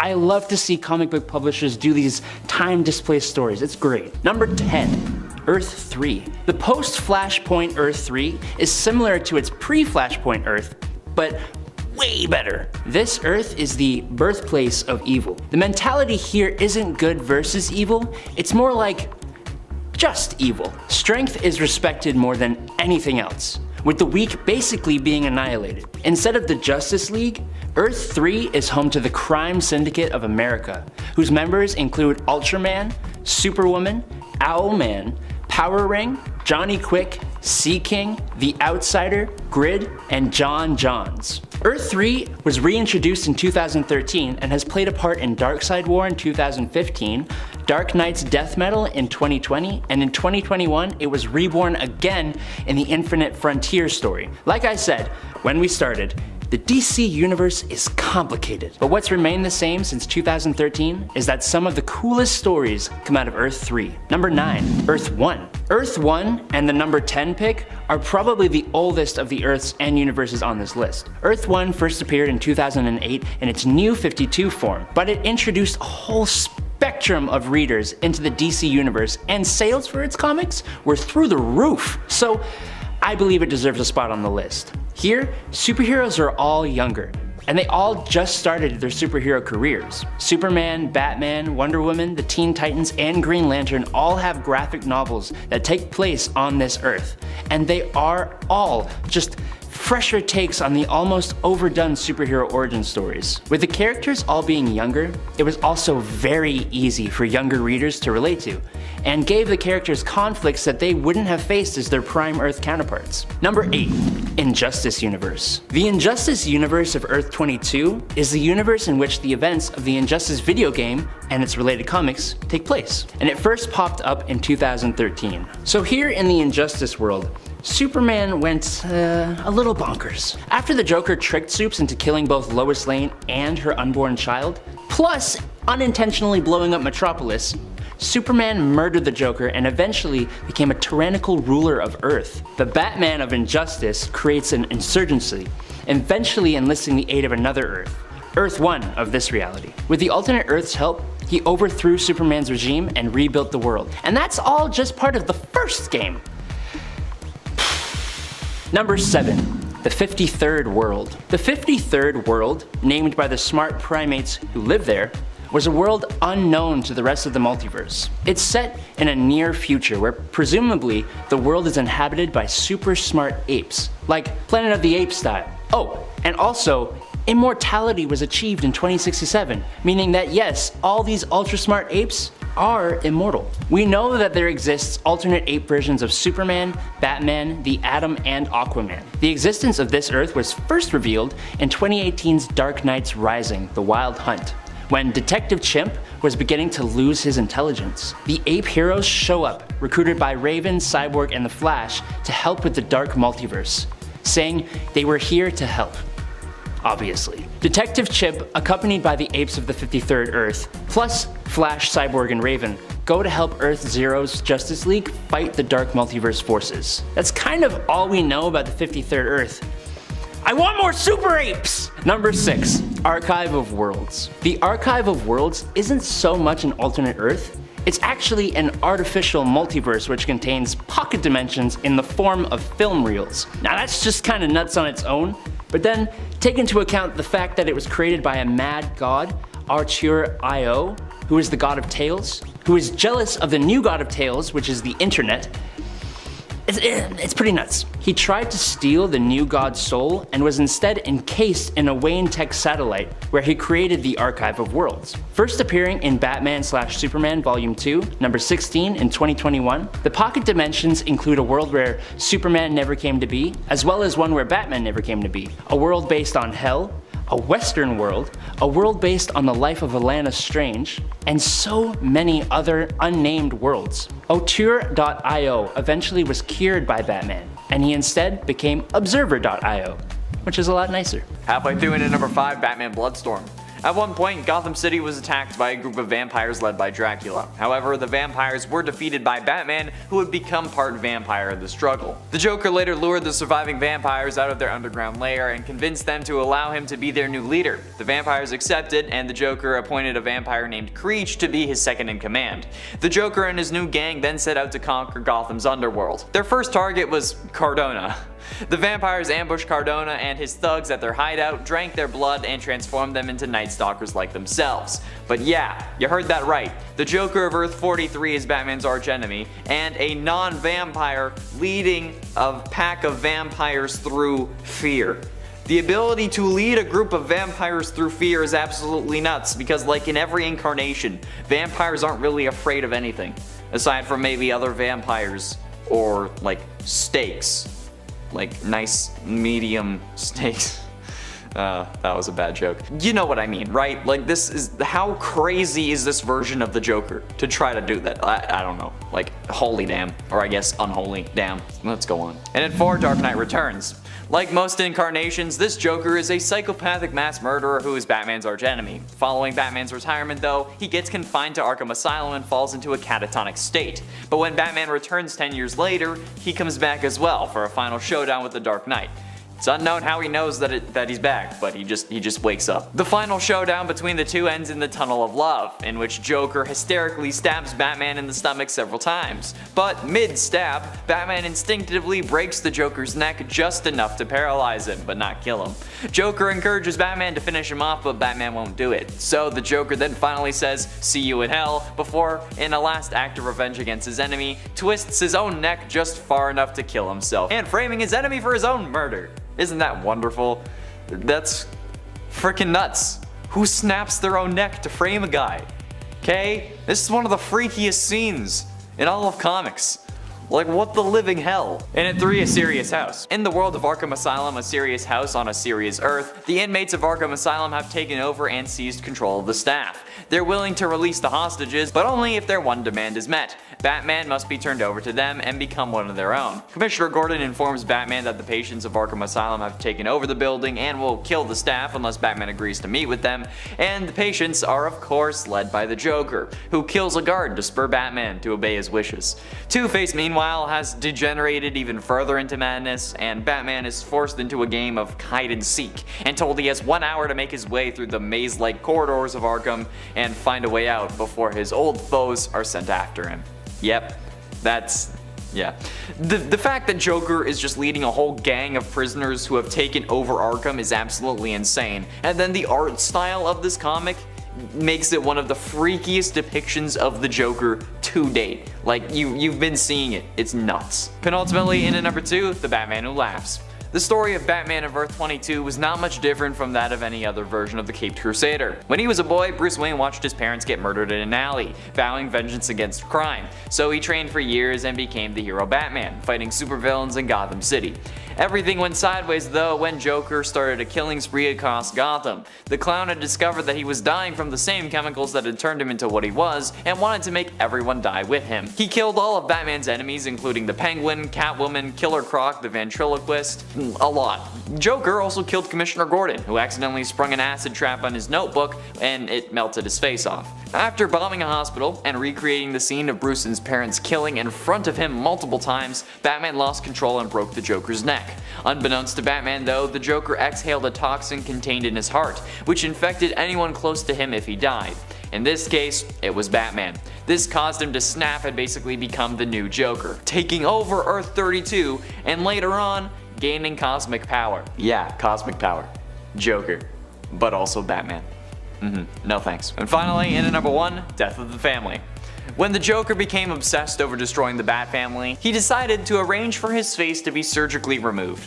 According to the Joker, he did this to symbolize that even without his mask, he was still the Joker, whereas Batman, Robin, and Batgirl's identities were only mask deep. To see this through, Joker arranged for the serial killer known as the Dollmaker to remove his face surgically in Arkham Asylum. The Dollmaker sent his, son to do the procedure though, only for the Joker to kill him by tearing out his throat with his teeth. Dollmaker later went on to actually remove his face since Joker refused to do it any other way, but the two actually arranged to celebrate his rebirth before leaving the clown's face on the cell wall for Batman to find. Joker would later use straps, clips, and pins to retrofit the flesh back onto his face in a form of mask, which he wore over his now exposed tendons, hiding the way he looked, because honestly that might have been a little too much. Joker would also remain in this mask for the remainder of his plan to destroy the Bat family, a mission which ended in a dinner party in the Batcave. And I think it's fairly obvious why this is number 1. Even without cosmic power, a man getting his face removed only to turn it into a mask to wear it again? No thank you. Not to mention that this is also the face that Joker's daughter ends up wearing, I'm pretty sure. So, no. Number 10, Lord Iron. I will never turn up the chance to talk about Marvel 1602, otherwise known as Earth 311. This Earth takes a bunch of the Marvel characters we love and plops them in the Elizabethan era. And yes, that includes Iron Man. Going by the name Anthony Stark and Lord Iron, his armor is powered by quote-unquote lightning bottles, and was created when Anthony was captured in the Holy Land during the English-Spanish Wars, and treated rather harshly by the Hulk, resulting in the requirement of the suit to survive. Anthony is sent on a mission to hunt down Banner in the New World with his technologically advanced suit. Now look, this suit in comparison to other versions of Iron Man, it's not the most advanced and powerful suit, but when looked at with the scope of the technology at the time, it's centuries ahead of its time, being nearly on par with base Iron Man armors, only it has a super sweet lightning sword. Like, damn bro, it's nice. Number 9. Original Tony. Technically I'm talking about a version of 616 Tony here, but this isn't even really like the 616 Tony. Not the one we have now anyways, although at one point this was the 616 Tony. This version of Tony ended up getting amalgamated with his younger self to give us the version that we have now, because this version ended up fighting his younger self.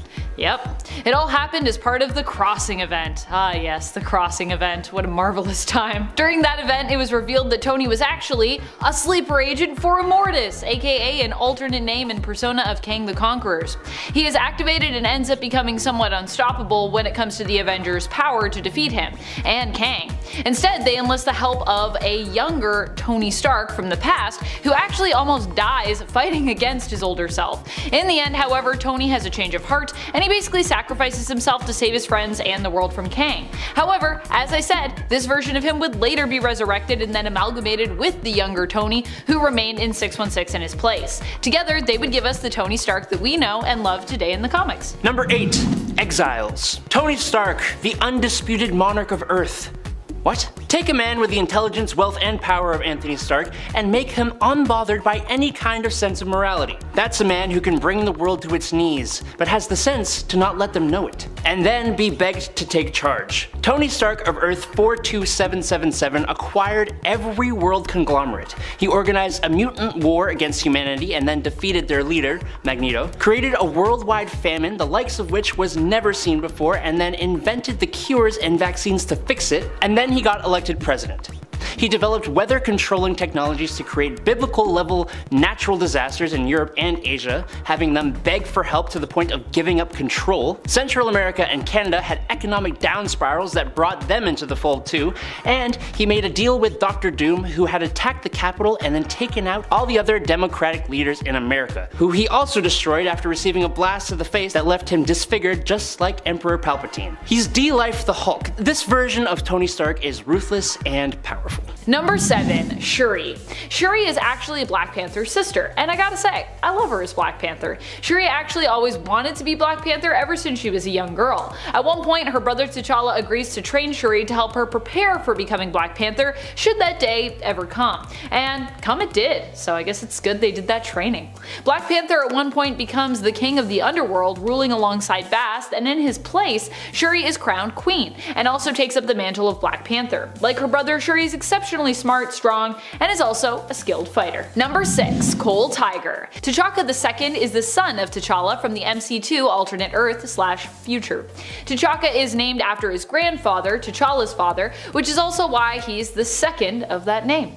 T'Chaka can transform into a panther-like human hybrid and goes by the name of Cole Tiger in this universe.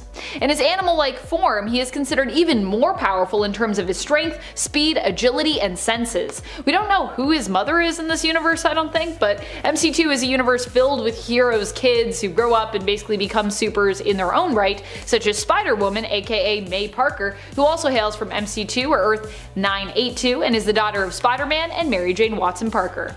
And it's also pretty much the reason why we have that universe, which is a cool one, so yay. At number 5 we have Darkclaw. This is a fun one, but it's also arguably a very underestimated Wolverine variant, all things considered. For those of you who don't know Darkclaw, he's basically a combination between Wolverine and Batman. The Amalgam comics show different heroes from the Marvel Universe merging with those of the DC Universe, and the result of Wolverine and Batman coming together is a pretty powerful new hero. There's not much more to report than the obvious, which is just that Wolverine and Batman's abilities are combined. But if you really think about it, there's only power power gain for Wolverine in this amalgamation. With all the power that Wolverine already has, met with the innovative genius mind of Bruce Wayne, the possibilities for this variant are basically endless. At number 4, we have General James Howlett from Earth 12025. Appearing mostly in Volume 2 of Extreme X-Men, this highly decorated hero is known to be the most powerful in this reality. This version of Wolverine's bones are actually coated in adamantine, which is a mystical metal that comes from the ancient Greek gods of Olympus. The metal keeps him immune from telepathy, and it's also known to be more powerful than adamantium. Adamantine, adamantium. They're different. Adamantium, of course, being the one that the original Wolverine relies on. The adamantine is so strong that it even keeps Wolverine safe from attacks from Thor's hammer. Plus, this guy has some pretty cool titles attached to his name and is an explorer working for the government of Canada. So he just seems like a cool dude on top of everything else. Did I say dude? I meant god. He's basically a god. At number 3, we have Weapon H. So this variant is the result of what happens when you mix together Wolverine and the Hulk into one guy. And what you get is a superpowered Hulk with an adamantium skeleton and, of course, the retractable claws. But he still has the ability to switch back to his human form on command, despite his frame being coated in the metal. The only downside for this variant that I could think of is the same thing that gives the Hulk a disadvantage. His rage can sometimes be too much for him to handle, keeping him from making sound tactical decisions at times. But regardless, the sheer power that this variant holds is enough, as Dr. Alba theorizes, to kill every living thing on Earth. This is a relatively new character, so I'm interested to see where he goes. I guess we'll all see. At number 2, we have Weapon Omega. Aside from just looking pretty cool, Weapon Omega is undoubtedly one of the most powerful variants of Wolverine in any reality. This guy has all the powers of Wolverine with the added abilities of Apocalypse. So yes, he's basically immortal and can teleport, and also use mind control, shift in size on command, and fly. Not to mention the huge blaster that's replaced one of his claw arms, and the crazy armor that he's got equipped at all times as well. Also remember, he's still got his healing abilities, even if someone did get close enough to do any damage on this guy, which I doubt is a very easy feat to accomplish, and sort of pointless considering he never dies. Weapon Omega eventually takes over for Apocalypse as leader of the Horsemen, solidifying his position as one of the most powerful variants of Wolverine in his political influence as well. Finally, at number 1, I'm putting Phoenix Force Wolverine, because there's really no comparing Phoenix Force to any other entity in terms of power, at least as far as Wolverine variants go.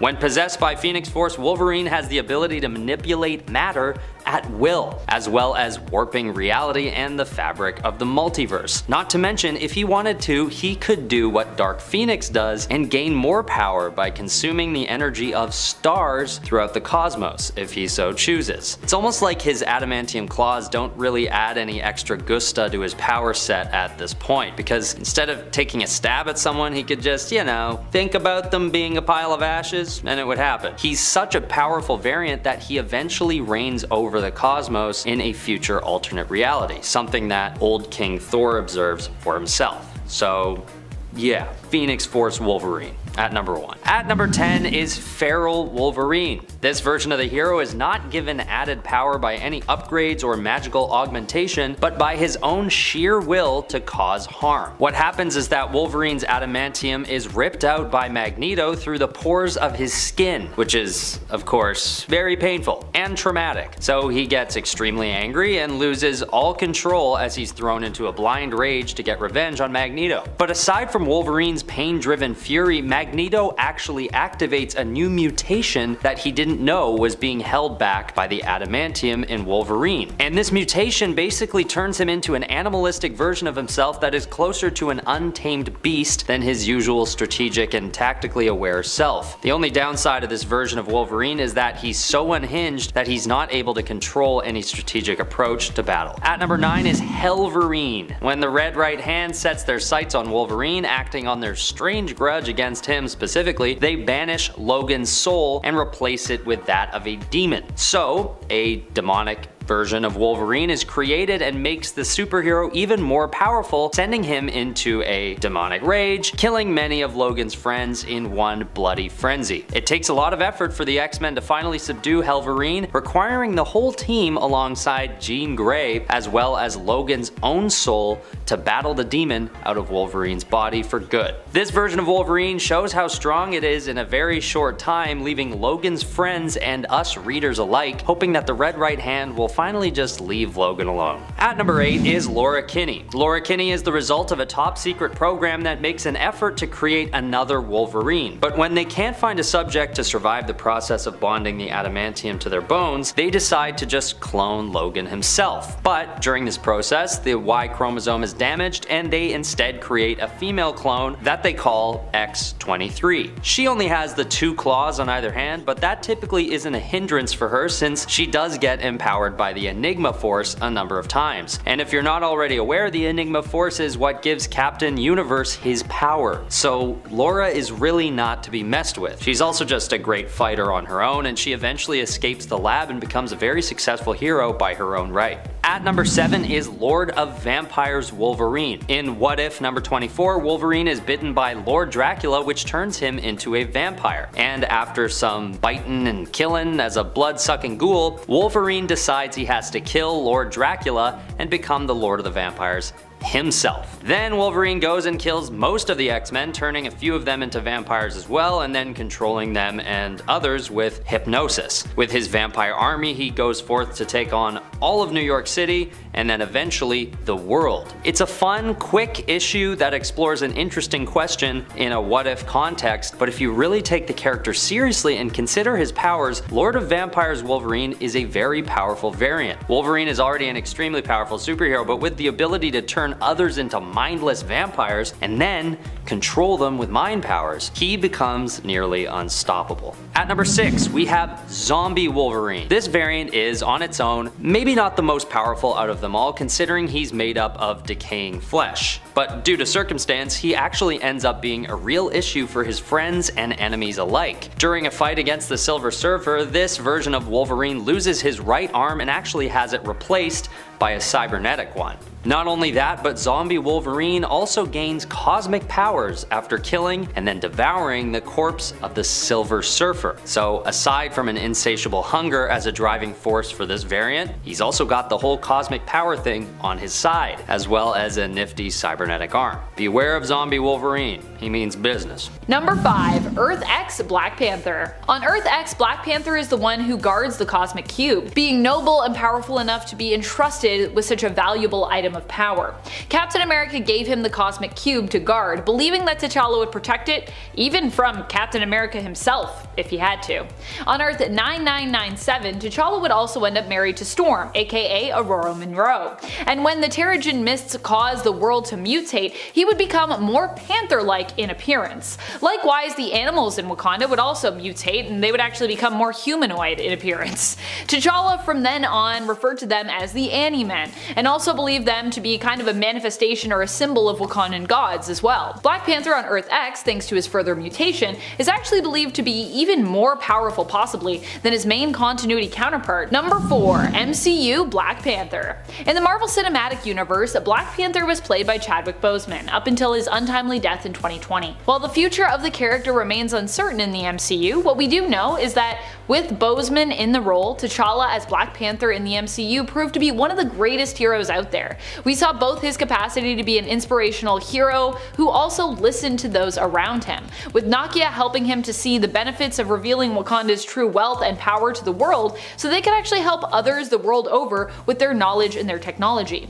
Black Panther also proved himself as a hero, defeating M'Baku when challenged for the throne, and later Killmonger his cousin, with T'Challa trying his hardest to convince Eric to surrender, not wanting to have to hurt a member of his own family, who T'Challa even felt in the end had pretty much been abandoned by his people. He really actually didn't want to fight Eric. He was like, I mean, I guess if we gotta do this. guess we gotta fight. Aside from that, along with the Avengers, Black Panther fought against Thanos twice and in the end won, saving the Earth from his tyrannical tirades. Number 3. Iron Hammer. Iron Hammer is an amalgamation of Iron Man and Thor from the Pocket Dimension universe known as Warp World. Warp World was created when Gamora gained the power of the Infinity Stones and used them to fold the universe in half, merging souls together in doing so to create amalgamated heroes and villains, then feeding those souls to the Soul Gem. Iron Hammer is Stark Odinson, the son of Howard Odin, who is part businessman, part Asgardian god. Iron Hammer wields a hammer and also wears a spiffy set of armor, having the powers of both the 616 versions of both of these heroes. Number 2. Iron Lantern. Ah, yes, the Amalgam Universe, combining the world's two biggest comic book companies, DC and Marvel, pitting popular characters from both sides against each other and even fusing some characters together. One incredibly cool amalgamation would be between Iron Man and Green Lantern. Harold Stark, HAL for short, was the founder of Stark Aircraft, and while test flying a prototype aircraft, it suddenly took off on its own to a crashed alien spaceship, and it too crashed. The crash left shards of metal in Stark's chest, which, after meeting the dying alien Roman-Sur, Stark survived using an alien battery, suspiciously in the shape of a lantern, to build a suit of armor. This armor not only kept him alive though, it gave him the ability to create green solid energy constructs, fire plasma bolts, fly at speeds beyond the speed of light, time travel, it granted him almost unlimited telepathic powers, translation of virtually any language, force field generation, and the ever-classic superhuman strength and durability. Yeah, he'll put his hand on your chest. Number 1. Infamous Iron Man. Who is Infamous Iron Man? Well, he's Doctor Doom as Iron Man. I know this might seem like a controversial pick for our top spot, but walk with me, or I guess just stand with me, because I can't really walk anywhere. Doctor Doom, despite being a villain, is one of the most powerful characters in the Marvel Universe. He's not only a genius, but is the ruler of a nation known as Latveria, wielding all the power of his country, his people, and the nation's resources, as well as being an extremely gifted magic user. In fact, there are even futures where Doom becomes Sorcerer Supreme, and if it weren't for Clea showing up in the 616 universe, he would have become Sorcerer Supreme after Doctor Strange died. Also, a lot of what stops Doctor Doom from winning the day is his role as a heel for the heroes, a villain. So when he decided to take up the mantle of Iron Man in Tony's absence, he became pretty much unstoppable, because now there's no reason for him to technically have to lose battles. He's not a bad guy. Well, he's kind of a bad guy, but he's a good bad guy. Villains even banded together in fear of what action Doom might take against them as Iron Man. And when they did band together, he still showed up and then beat them all. So yeah. Number 10. Azuri. King Azuri is T'Challa's grandfather. He is the father of T'Chaka, who ruled Wakanda during World War II. Before T'Chaka was Black Panther, Azuri was. He was rumored to be a brutal man who basically beheaded anyone who trespassed into Wakanda and possibly hunted outsiders for sport, displaying their heads on spikes. In reality, although he was pretty harsh and had no qualms with killing and beheading those who refused to leave at his behest, he was not completely unreasonable and would only seemingly attack those who actually refused to leave Wakanda. So he wouldn't just straight up kill people usually, he'd just be like, hey, could you like get out? If they didn't get out, he's like, well, okay, guess I'm gonna behead you, I guess. When Captain America came to Wakanda, Azuri asked him to leave, and when he refused, they fought. However, it was through this meeting that Azuri would gain some tolerance and respect for outsiders in his land, believing that Captain America could actually be a really good symbol for the US, like Black Panther was for Wakanda. Azuri has powers similar to the Black Panthers who had come before and after him, but was well known for his ruthless nature, having no problems with killing his opponents when he needed to. Number 9. Ultimate Black Panther. In this reality, T'Challa was the younger brother of M'Baku, who was meant to become Black Panther and King instead. Jealous and overconfident, T'Challa decided to take part in the Panther ritual ahead of his time, before M'Baku did. The dangerous trial involved hunting and defeating a Black Panther, and as a result of attempting it, T'Challa was maimed with his throat actually ripped out. The king was worried about losing his son and was forced to reach out to the US for help. They were able to save T'Challa, but Nick Fury also forcibly recruited him into S.H.I.E.L.D., refusing to release him back to Wakanda and his father. And although this sounds really harsh, apparently Fury did believe that It was because, T'Chaka maybe was behind the fact that his son got so injured. Initially, T'Challa was not super gifted when it came to combat, but after training with Captain America, he proved to actually be a really great fighter. This version of T'Challa does not speak as his vocal cords were severely damaged in the Panther attack, or completely gone. Actually, I think they're completely gone. I feel like if your throat's ripped out, vocal cords probably don't exist. And friends, before we move on to this next spot, if you are loving this list and you want more lists like it, be sure to show your love for Black Panther in the comments below. Number 8. Killmonger. For a short while in the comics, Killmonger took up the mantle of Black Panther. He did so after defeating T'Challa in ritual combat. Pretty impressive considering that T'Challa would still have been Black Panther at this point, and unlike the film version of this fight, didn't actually have to depower himself in order to fight Killmonger in issue 20 of the 1998 Black Panther series, considered volume 3 overall. Although they do have to fight for a long while, even needing to both take breaks, which seems to have a toll on Black Panther's normally heightened senses, and is probably why he lost this fight. Killmonger may have not had the heart-shaped herb, which he did not ingest before adopting the mantle, but he is known for being a brilliant mind in the comics, super strong, and basically a genius inventor. He made plays to try and maintain his power, even trying to get in with the Avengers as T'Challa had previously done, but eventually did himself in by trying to ingest the heart-shaped herb. Due to the fact that in the comics N'Jadaka is not related to T'Challa by blood, the herb poisoned him as he didn't have royal blood in his veins, and he actually ended up in a coma as a result. So it didn't work out well in the end, but he was still able to be a Black Panther, which I think is pretty nuts. Number 7. Superior Iron Man. Superior Iron Man is actually a version of Tony from the main continuity, but he's so devious and fantastic that I had to include him. What can I say? I'm obviously a sucker for an evil villain version of Tony Stark, as this is the second one that I've mentioned on this list. I just feel like Tony has so much potential as an amazing villain, and honestly, I would rather see him as a villain than a hero. I know that might be a hot take, but there it is. And you might even say he's not just an amazing villain, he's a superior villain. Ho-ho. Superior Iron Man came about as a result of Iron Man avoiding the re-reversal of alignments back to normal near the end of Axis. You see, Scarlet Witch had cast a spell which accidentally inverted the alignment of a good number of Marvel's premium heroes and villains. Well, she meant to invert them, but not all of them. She meant to invert one of them, and then everyone else got affected too. Oops. Among them was Tony. When this was reversed, so Tony would go back from being evil to good once more, the super smart Iron Man found a way to shield himself, resisting the reversal back to being a hero. Instead, he remained a villain who simply passed himself off as a hero. This version of Tony isn't just smart, he's diabolical, and his lack of ethics means he's willing to do things that his regular, more heroic 616 self wouldn't. Number 6. Ultimate Universe. Having your mind and body altered by an Infinity Gem sounds like it could go pretty much anywhere, but fittingly for Tony Stark, it led to him being able to physically and mentally interact with pretty much any computer ever. That's a pretty good ability for someone who flies around in a technological suit of armor. The Antonio Stark of Earth 1610, or the Ultimate Universe, has basically become part man, part machine, being able to project his mind into computers and androids, allowing him to be nigh unkillable.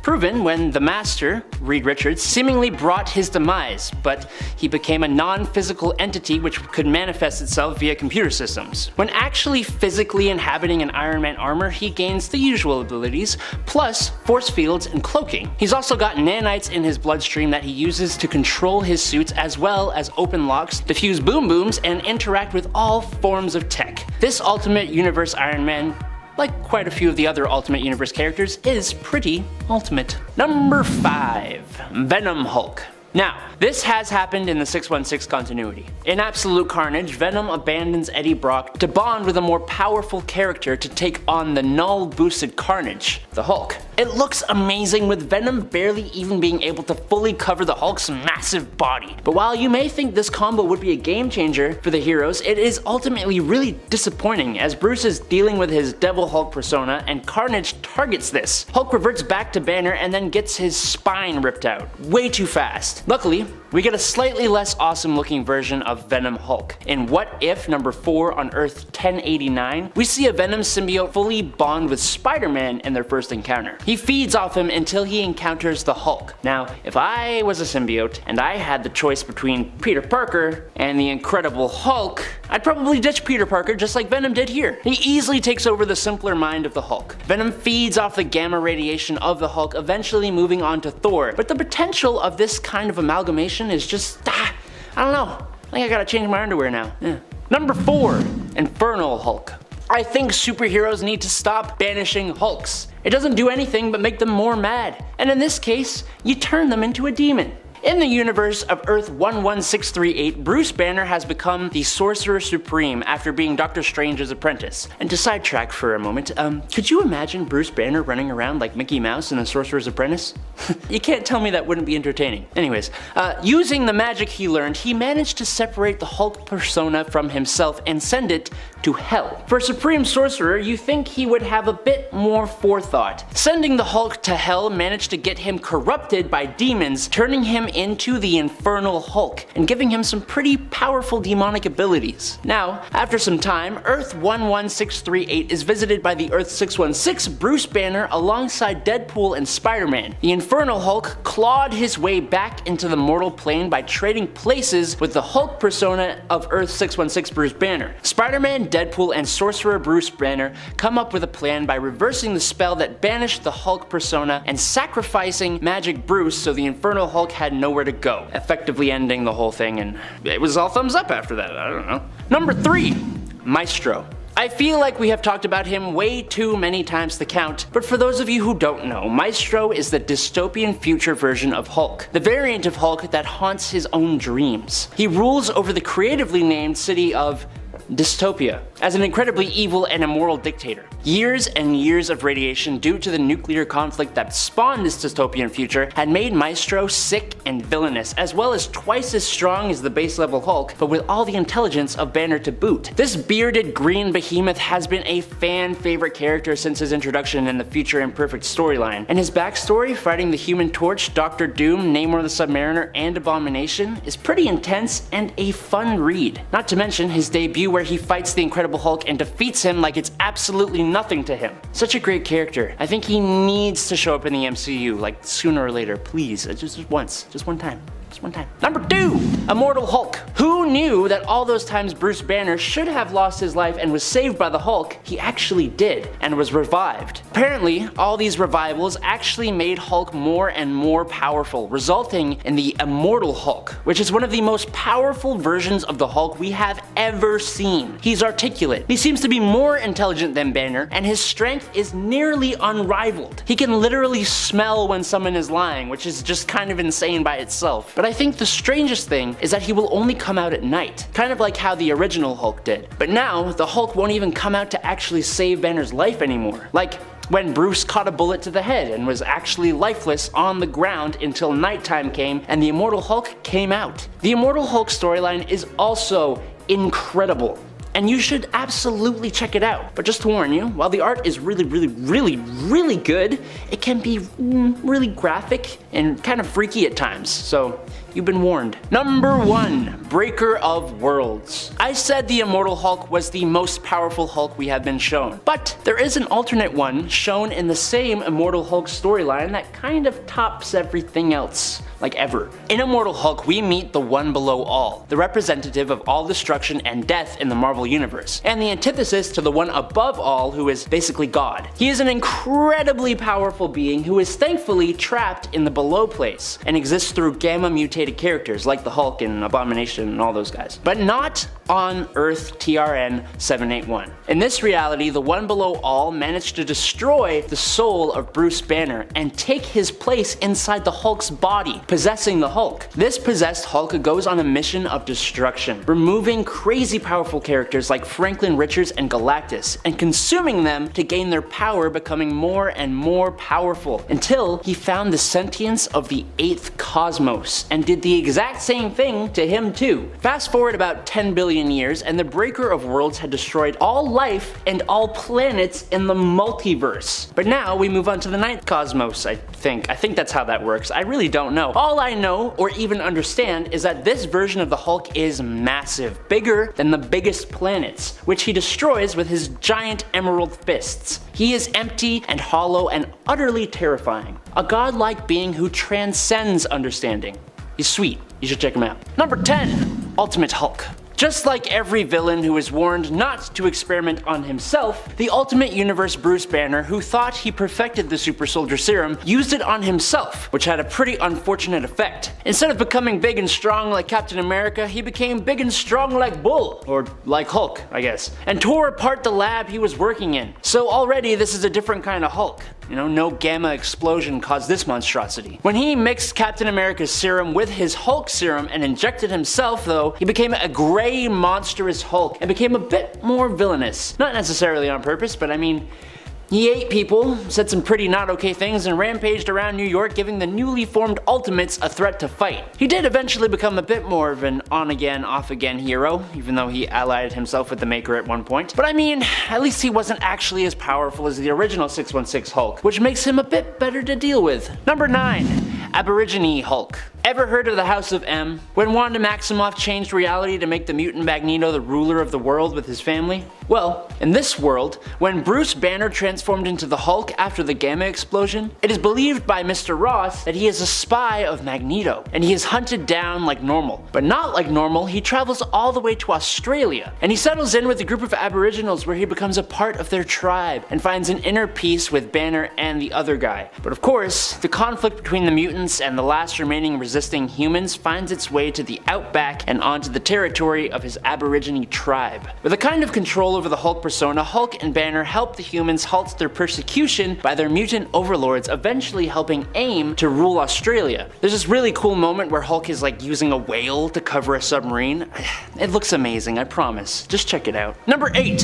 Hulk: The End. After what seems to be a nuclear apocalypse has wiped out every other form of human life on the planet Earth, of course, it is the Hulk who is the only one remaining. Kind of fitting, as he has always wanted to be left alone, and now he is alone. Except not fully. Now that every human has left, Hulk is left with one person who won't leave him be, Dr. Bruce Banner. Banner is always there, just kind of on the subconscious background. This version of the Hulk contends against massive mutated cockroaches who eat him, but he always heals and remains alive. It's rather strange how this happens, but at some point in time, Bruce Banner actually passes on inside of the transformed Hulk from a heart attack, and finally lives the Incredible Hulk utterly and totally alone in the world. It's honestly a really depressing story, and it ends just as depressingly, but it is nonetheless an amazing story, and I think if you've never checked it out, you probably should. Number 7. Hulk 2099. Spider-Man 2099 is an incredible character and story. The world that Marvel set up in 2099 is just as awesome and brilliant, which led to a bunch of heroes getting 2099 counterparts. Obviously, the Hulk had to be one of them. In 2099, you'll find a cult called the Knights of Banner, who are trying their darndest to create a Hulk. Oh, and to get a movie deal, but mainly to get a Hulk.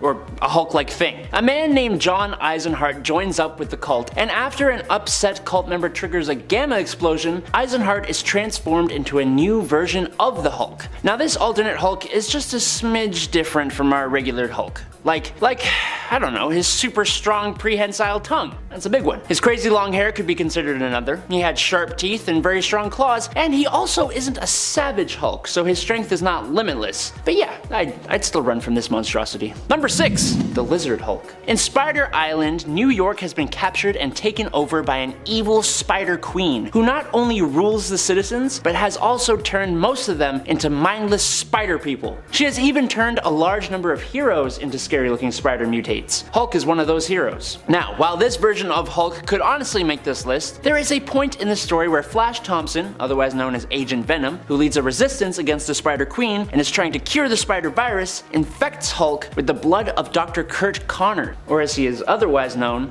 the Lizard. This actually works, and instead of being an arachnid type Hulk, the strongest Avenger becomes a lizard type Hulk. I don't know.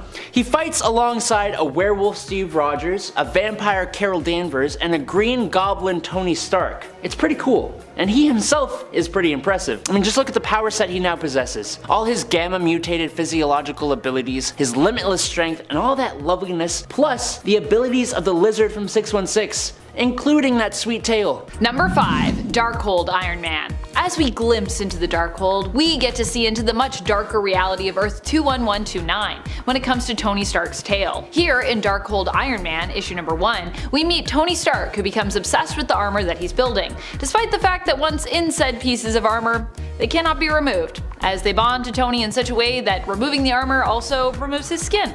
In essence, we learn that the armor is kinda like feeding on Tony Stark's organic makeup, fully bonding with him. When he wears the helmet, this becomes evident when we learn that skin and bone are melting away, as the suit has, well, no need of them, because they're like, hey, we're armor, so you don't need that. This Tony Stark is eerily powerful as he threatens to take over the world with his technology, offering everyone the infinite and permanent safety of his suits, at the cost of their own organic lives and bodies. Number 4. Iron Goblin. Earth 19919, or the Spider Island, basically saw the city of New York taken over by the Spider Queen, who infected millions of people, including heroes, turning them into monstrous spider people. Agent Venom of the Resistance began using other monster transforming techniques. This includes injecting the Hulk with the Lizard Serum, using the Godstone to turn Captain America into a werewolf, and Captain Marvel was turned into a living vampire. For Iron Man, he was sprayed with the Goblin formula used by Norman Osborn to save him. This gave Tony Stark super strength, speed, stamina, durability, agility, reflexes, and a regenerative healing factor. You know, the superhero starter pack of abilities. Plus all the technology of the Iron Man suit. Unfortunately, the serum also has the side effect of making people maniacal, paranoid, irrational, and illogical. Not wanting to go fully insane and to make up for his crimes as an arms dealer, the Goblin Iron Man wielded the Ebony Blade, one of the most powerful weapons in the Marvel Universe, and sacrificed himself to save the Resistance. Number 3. Ghost Panther. Ghost Panther is a version of the hero who also boasted of the powers of Ghost Rider. He hails from the Infinity Warp reality, which was created when Gamora folded the universe in half using the Infinity Stones. This caused souls in that reality to merge together, creating amalgamated heroes and villains, which also included Ghost Panther. Ghost Panther is T'Challa, who also at one point used the stage name of Johnny Blaze as a stunt motorcycle rider. He has the combined powers of Ghost Rider and Black Panther. Instead of riding a flaming motorcycle though, while in his ghostly form, he rides a flaming giant Black Panther, which is pretty cool. Number 2. 1 million BC. This Black Panther is actually believed to be the first to have ever existed. He belonged to the Panther tribe and was the one to discover the valuable vibranium meteor, which would later grant the nation of Wakanda their strength via technology.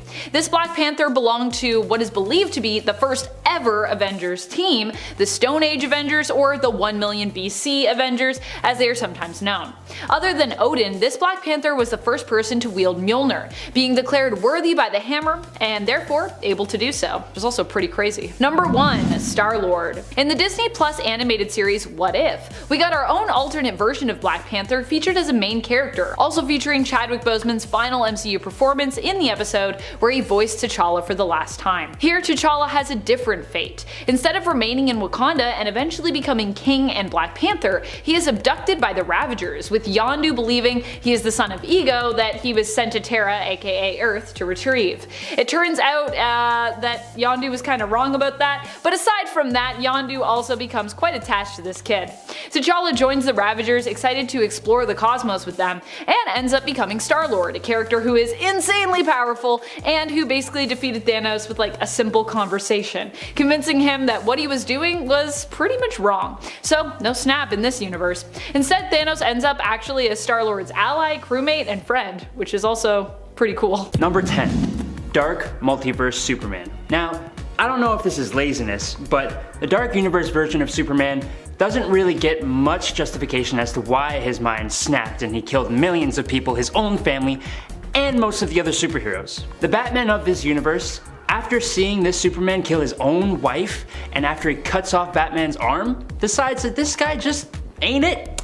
And he transformed himself into a doomsday Batman hybrid called the Devastator, and smashed down this Superman, poisoned him, and impaled him on spikes. A quick evil Superman story, but it was in service of an amazing Batman story. Number 9. Lex Luthor Superman. Okay, this evil Superman isn't technically Superman, but when Superman and Doomsday are both killed by each other, Earth Prime's Lex Luthor returns to Earth after getting bored of being the new Darkseid on Apokolips, and learns of Superman's demise. Lex Luthor, with the help of a superpowered armor, steps in and makes himself the new Superman. I mean, not really Lex, but sure, we'll just give this one to you. Now, He had some good intentions, but it's Lex Luthor. He wasn't exactly the best person for the job. After having multiple falling outs with the new real Superman, pre-Flashpoint Clark Kent, he gave up the title of Superman and started acting as an independent hero, and sometimes a villain. Number 8. Parallax Superman. In this story, Parallax, the physical embodiment of fear, took over the body of Kal-El, making him submit to Laxi by torturing children, and uses this Kryptonian's powers to confront Sinestro, who traps the cocky super entity and teleports him to the caves of Quard, where Sinestro tries to take Parallax out of Superman's body for his own evil plans. But surprise! Parallax has already escaped Superman's body, and a battle ensues between Sinestro and Parallax, leading to the surface of Quard. Superman escapes from the caves, and in a last-ditch attempt to defeat the entity, steals Sinestro's power ring and coerces Parallax to swallow his super butt whole. Superman is a clever guy though. He traps Parallax inside the power ring and the day is saved. Gosh, a lot of plot twists there. Number 7. Hank Henshaw. Hanky Boy here was already a villain of Superman's from past stories, but when Superman was killed by Doomsday, Hank, unable to directly get revenge against Superman himself, decided to attack his reputation instead. Come on, man. He's already dead. Not cool, dude.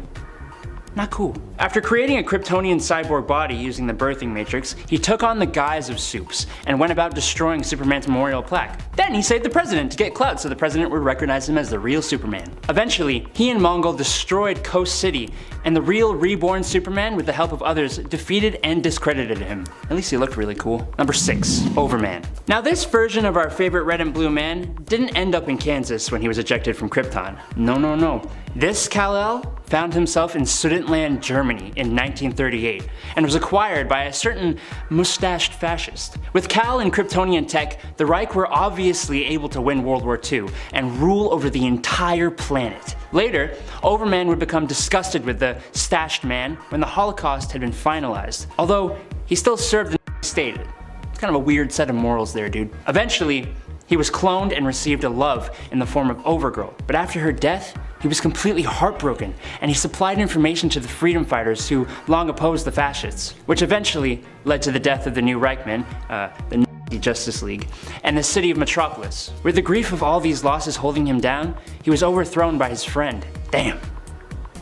Kinda hard to feel bad for him though. Number 5. The Linear Verse. The Linear Verse is an alternate reality where the people age so slowly that it's almost safe to say they don't age at all. Batman began his career in 1939, with his youth lasting for decades instead of the normal aging of a human. In a way, this kind of represents how comic book characters seemingly never age and grow old, except in certain stories. By the late 20th century, the world had most of its superheroes. After this point though, things get a little whack. See, Earth became a dystopia ruled by the wealthy, which, I don't know, it seems a bit too real for me. And a great disaster was foreseen that actually came to pass. And the world became very similar to the one in the Earth AD story. Anthropomorphized animals had become the rulers of the planet, with humans devolving, save for Kamandi and a few others. Then, in the 25th century, humanity seemingly built a high-tech society, which saw the rise of Michael Carter, who is Booster Gold. In the 31st century, Earth became the base of the Legion of Superheroes, who were an interplanetary superhero team. This world is just a wild ride. And it first appeared in Generations Forge #1 in April of 2021. Number 4. The Metalverse. Okay, I know we're going to talk about the Dark Multiverse, but we haven't talked about, and we need to talk about, the Metalverse. So basically, after Perpetua defeated the Justice League, she gave Prime Earth to the Batman Who Laughs. He and his Dark Knights defeated all the heroes and then reshaped the Earth into his vision. Look at this super cool map! He turned Gotham City into a whole continent super city that is guarded by Joker dragons. He made his home Castle Bat, which is another version of Batman who became a sentient Gotham. There is a hell on Earth called the Hellscape, ruled by Wonder Woman. Arkham Wasteland, ruled over by Harley Quinn. A Superman-powered New Apokolips prison where all the remaining heroes are held. Megapocalypse with a Rainbow Valley where all the lantern rings lay because no one is worthy that exists anymore. This version of Earth Prime isn't exactly an alternate universe, but it definitely sounds like it should be. Hey nerds, just wanted to say thanks for watching. It means a lot to us. If y'all don't mind smacking that like button, it would help us out. And it helps YouTube know we don't suck. Okay, on to the top 3. Number 3. Green Lantern Legacy. Green Lantern Legacy is a one-shot comic from 2020, in which we are given an alternate Earth where the Green Lanterns of Earth were John Stewart, who we already know, and a Vietnamese woman named Kim Tran. Now, Kim Tran, like most of the Green Lanterns, was an awesome hero who never let evil escape her sight, in brightest day or blackest night. She was a pillar for her community too, helping people from all walks of life. And she even helped other Vietnamese immigrants feel at home in this new city. The comic, though, really follows Tai Pham, who is Kim Tran's grandson, as he takes up the mantle of Green Lantern from his grandmother, becoming one of the youngest Green Lanterns at 12 years old. We see him struggle with racism, bullies, his own fears, and against the Yellow Lantern. It's a great story, and it gives some well-needed Vietnamese representation to the DC landscape. Give it a read! Number 2, DCeased. You know how Marvel has the Marvel Zombie storyline? Well, this is basically DC Zombies. That's a bit of an unfair comparison though. The two stories are very different, with the DC version ultimately being slightly more grounded and emotional. In this reality, Cyborg has been captured by Darkseid on Apokolips, and it's revealed that the anti-life equation lives inside him. When Darkseid tries to take the equation, it is instead corrupted, causing Darkseid to explode Apokolips. But not before Cyborg was sent to Earth. Once he arrives, he inadvertently infects the entire world with the anti-life equation, which has taken the form of a techno-organic virus. This turns millions of people and a lot of metahumans into zombies. The story follows the survivors as they try to quell the threat, and eventually leave the Earth to settle a new home. I kinda prefer this to the Marvel Zombie story. I don't know, it's a survival story instead of a funny zombie story. I like it. Sue me. Please don't sue me. Number 1, Dark Multiverse. First appearing in Dark Knight's Metal #1 in 2017, the Dark Multiverse is basically the shadow version of the regular DC universe that resides underneath the primary one. So there are negative versions of the 52 Earths of the regular multiverse, but it was also originally the World Forge, meaning it has so many more worlds. For example, there are worlds born from sentient life's hopes and fears. Honestly, each world here could take up a point on this list, but it feels like that's cheating a little. The World Forger was the master of this domain and created the Great Dragon, Barbatos, to destroy unstable realities that couldn't join the Orrery of Worlds. Barbatos, manipulated by Perpetua, rebelled and defeated the World Forger, creating the Dark Multiverse. A lot more happens after that, but I can't cover that in a 1-minute segment, so Dark Knight's Metal is an amazing story and it deserves your reading. In at 10, Hyena. Hyena, first introduced in Legends of the Dark Claw #1 from 1996, is a combination of DC's The Joker and Marvel's Sabretooth. He is the archenemy of Darkclaw, a combination of DC's Batman and Marvel's Wolverine. His real name is Creed Harley Quinn. The Canadian government initiated the Weapon X project. Logan and Quinn of the RCAF were both accepted as candidates for the project, along with 4 other volunteers. Logan's latent metamutant healing factor kicks in, which allows him to survive the adamantium crafting process, and Creed survives as well, but becomes a remorseless killing machine, exactly what the project was hoping for. Creed's sanity does not fare as well, and he eventually goes rogue, because of course he's going to.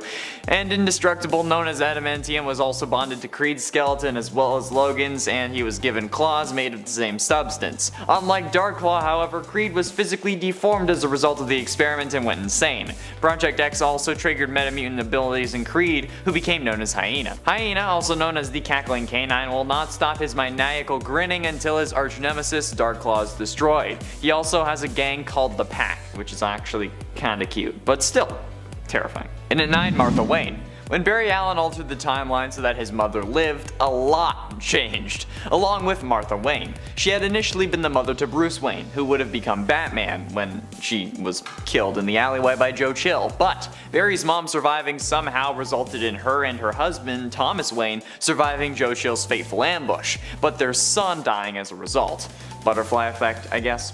This ultimately broke her, driving her completely insane from grief and having her adopt the identity of the Joker, as well as committing various various crimes in Gotham, also resulting in Thomas becoming a vigilante known as Batman in an attempt to stop her. By the time of the Flashpoint Saga, she had kidnapped the twin sons of Harvey Dent without leaving a ransom note, and then, at her hideout in Wayne Manor, manipulated Commissioner Gordon into shooting the daughter by dressing her up in a Joker outfit, and then murdered the Commissioner. Eventually, Batman arrived and she had proceeded to bludgeon her former husband with a hammer, an action that Batman willingly endured for a chance at getting a glimpse of the remaining psyche of his former wife. Ultimately, he managed to temporarily get through to her and revealed that they may have a chance of actually undoing the events that happened, although it may result in her deaths. She accepted though, because she wanted her son to live, but apparently not become Batman. And at 8, Suicide Squad. The Joker is an infamously extreme and formidable psychopathic crime lord in Gotham City in this movie, being at the very top of the city's criminal underworld, greatly feared by all those other crime bosses and criminals. Though he is devoid of empathy or pity for anybody taking part in his wicked schemes, either by intimidation or fraud, the Joker used to adore his on-again off-again girlfriend and partner in crime Harley Quinn, doing his utmost to rescue her from Task Force X and the clutches of Amanda Waller, with eventual success. I mean, like, he was in the movie for like 5 minutes total, but like, it's better than nothing, right? For unknown reasons though, he later broke up with Harley, leaving her on her own and the target of many of his enemies. This version from the DCEU was certainly a darker and more brutal Joker than what we've been seeing in the comics now, not relying on Batman and being more willing to kill like he was in the golden age of comics, much along the lines of the 3 Joker revelation from the Mobius chair, since this version also killed Robin in the DCEU prior to the events of the movie. However, some also believe that the Joker is a mentally unstable version of Robin, which could be revealed to be true, but I don't know if they're actually going to reveal it and just let it be a theory. And yes, I was doing this to show the mask multiple times. And at 7, Emperor Joker. Emperor Joker was the form the Joker took after tricking Mr. Mxyzptlk into donating 99.99% of his powers to the Joker. He gave him 99.99% of his powers accidentally. As a direct result, he became near omnipotent and created a hellish world in his own image. At some point, the imp from the 5th dimension, Mr. Mxyzptlk, attempted to see what a member of the regular realm would do with his power and selected the Joker. He intended on only donating 1% of his power to the Joker, but the Mad Clown tricked him into revealing his true name and thus ended up gaining 99.99% of the powers, and proceeded to transform existence within 69 seconds. Nice. Into a realm made in his own image, which was a twisted caricature, and with everyone stuck in a loop. Emperor Joker continually tortured and killed Batman every single day, only to bring him back to life and do it all over again. As could be expected, Emperor Joker took pride in these particular killings due to the unique relationship the two characters continued to share. Although this relationship is also the Joker's undoing, since he was still defined by being the Batman's antagonist, and he was beaten by a dog of all things. Okay, well, it was Superman as a dog, but still. Joker with near absolute power? No thanks. And at 6, Batman Two-Faces. Batman Two-Faces is the DC equivalent to the Dr. Jekyll and Mr. Hyde story, where ironically, Harvey Dent, also known as Two-Face, isn't the one with the Hyde affliction, but rather Batman himself is. It's the year 1886. Bruce Wayne is organizing a gala to exhibit the Twilight Orchid, a rare flower with unique characteristics. During the day, the flower is exquisitely colored and perfumed and attracts a large amount of insects. At night, however, it turns into a weed, attracting only pests. I know a few people like that. Miss Pamela Isley, Bruce Wayne, Commissioner Gordon, and many of Gotham's finest attend the gala where Two-Face storms in and steals the flower. Bruce reveals that he had hoped to actually create a potion derived from the flower, which was retrieved from Miss Isley's dead hands. A potion which would cure Two-Face from his dual personality. Finalizing the potion, Bruce tests it on himself. He suddenly develops superhuman strength, agility, and a new sense of courage and purpose. He puts together a costume and sets off to battle crime on Two-Face's terms. However, this potion didn't only give him powers, it gave him another personality. The personality of the Joker. Yeah, that's right. In Batman Two-Faces, Bruce Wayne is the Joker, which is pretty frightening for sure. Number 5. Injustice Superman. The Superman of the Injustice universe has pretty much the same history as the baseline Superman, but when the Joker kidnaps the pregnant Lois Lane, it lures Superman into a trap of fear gas. In his poisoned state, Superman hallucinates his true love as the villain Doomsday and instantly attacks, flying Lois and his unborn child into space, killing them, and inadvertently causing a nuclear bomb to destroy his city, Metropolis. After suddenly losing his city, wife, and baby, Superman goes into an honestly understandable rage. Bursting into the interrogation room where Batman is learning the true intentions of the Joker and plunges his super fist right through the guy's chest. Following these events, Superman takes control of the Earth and rules it as a tyrant. Fortunately, Batman forms an insurgency to try and beat this corrupted Superman, eventually enlisting the aid of another Earth's Justice League, and I guess technically whoever plays the tied-in video game, to defeat him and save the day. Number 4. Brutal. Brutal is a cloned version of Superman, but unlike a certain bizarre version of Superman, who we will talk about later, don't worry, this duplication was done by none other than Darkseid himself. He raised the resulting clone into a soldier, nay, a weapon, and unleashed him on the superheroes of Earth 2, along with Steppenwolf and the other Hunger Dogs, but they don't really matter. When Steppenwolf tried to subvert his master Darkseid and take Earth as his own, brutally murders him with his heat vision, establishing his devotion to his Lord Darkseid. Let me make my intentions clear. Hail Darkseid! Which is just a sweet line after you murdered a general of Darkseid. The Earth became lost to Darkseid's minions, and eventually, after a lot of other stuff, Kal-Zod, Earth 2's Superman, faced Brutal in combat, and after a furious battle, showed that Brutal was just an imitation, and a cheap one at that, as his body began to deteriorate, and the day was saved. Again. Hey guys, just wanted to say a quick thanks for watching. We hope you're enjoying the video. If you are, why not head on over to that pretty little subscribe button and give us a follow and a like. You guys are the reason we can even be here in the first place. Love you! Okay, on to the top 3. Number 3. Super Doom. On Earth 45, Lois Lane, Jimmy Olsen, and Clark Kent are scientists instead of reporters, and they use their smarts to build a machine that can turn thoughts into reality, which, I mean, how the heck did they think that was a good idea? I can think of 10 things right now that should never become reality. Anyways, using the aforementioned thought-to-form machine, they try to create a being called Superman, who would be capable of doing amazing things and who could save worlds. But when they are forced to sell their idea to Overcorp, they decide to rebrand and end up creating a monstrosity. Superman, the Last Night of Tomorrow, or Super Doom. With a corporate-fueled agenda of destroying all competition, Super Doom quickly becomes the strongest super being on its own planet, and then enters the bleed space to murder all other versions of Superman. Of course, bad guys never win forever, so after defeating and devouring multiple different Supermen of multiple different Earths, he was stopped by the Superman and Lex Luthor of Earth 22,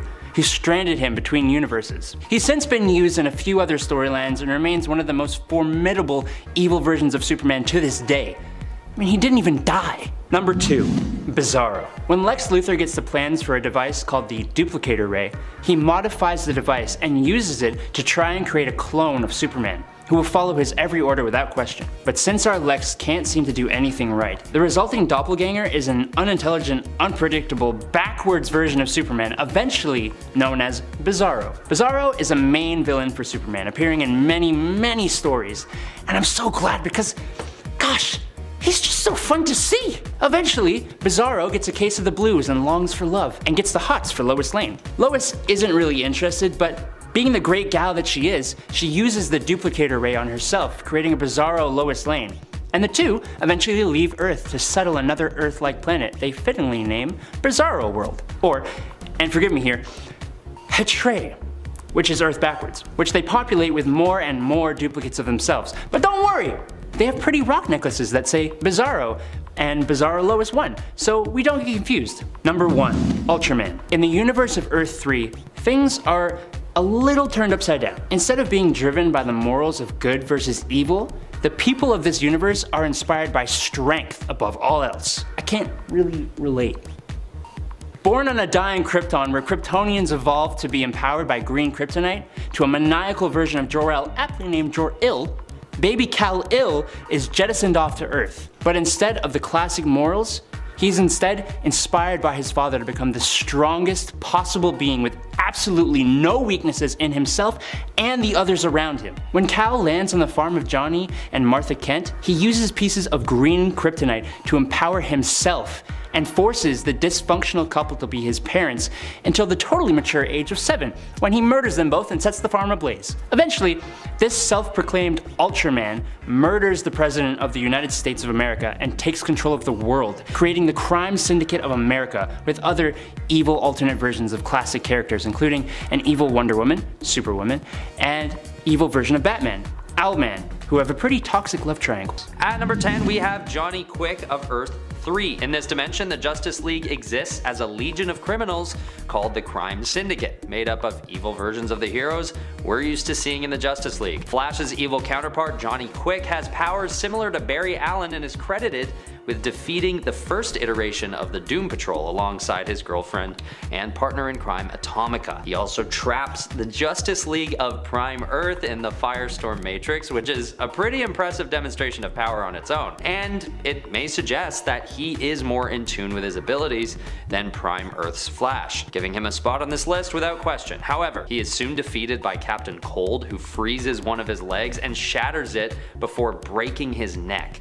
And simply because Johnny Quick loses as badly and as quickly as he wins, he's held back a bit on this list. At number 9, we have Avery Ho from Prime Earth. Avery gains her powers in the Flash Volume 5 when the Speed Force goes out of whack and endows masses of regular people with super speed. Avery is a relatively new hero who has only been around since 2016, but we can be pretty confident that she'll only continue to grow in power and ability as time goes on. Partly through experience with the Speed Force and working alongside Wally West, but mainly because of a distinct ability she has that's unique to this variant in particular, in that she can siphon speed from other people, allowing her to increase her speed on command. So it's not hard to see how even if she's not at her height of power yet, she might soon reach a power level that might surpass even the most powerful variants on this list. At number 8 is Danica Williams from Earth 12. Also known as Beyond Flash, this version of the Flash exists in the 2040s alongside Terry McGinnis, aka Batman Beyond. Danica is known to be one of the most powerful versions of the Flash, having the ability to communicate with past iterations of the Flash like Jay Garrick and Wally West. This helps her develop as a hero and gain enough foresight that she can avoid making some of the tougher mistakes that she would have made had she been all on her own. It also proves to be the case that variants from the future usually have some kind of advantage to their present day counterparts due to experience and futuristic technology. Personally, I just think there's something special about Earth 12 because Batman Beyond is also a really powerful Batman variant and he comes from Earth 12 as well. And Danica Williams rubs shoulders with him quite often, matching his power and intellect most of the time. At number 7, we have Bart Allen, aka Kid Flash, FKA Impulse. Hailing from New Earth, this teenage speedster is credited with being able to go faster than the speed of light, and those who understand the laws of physics would know how much of a game changer this is for Bart. It effectively gives him the power to transcend the laws of relativity. His abilities are so impressive, partly due to the fact that Bart originally exists in the 30th century before coming back to the present, and being as young as he is, he hasn't yet shown the full potential of his impressive speed. But once he matures into adulthood, we may end up witnessing the most powerful speedster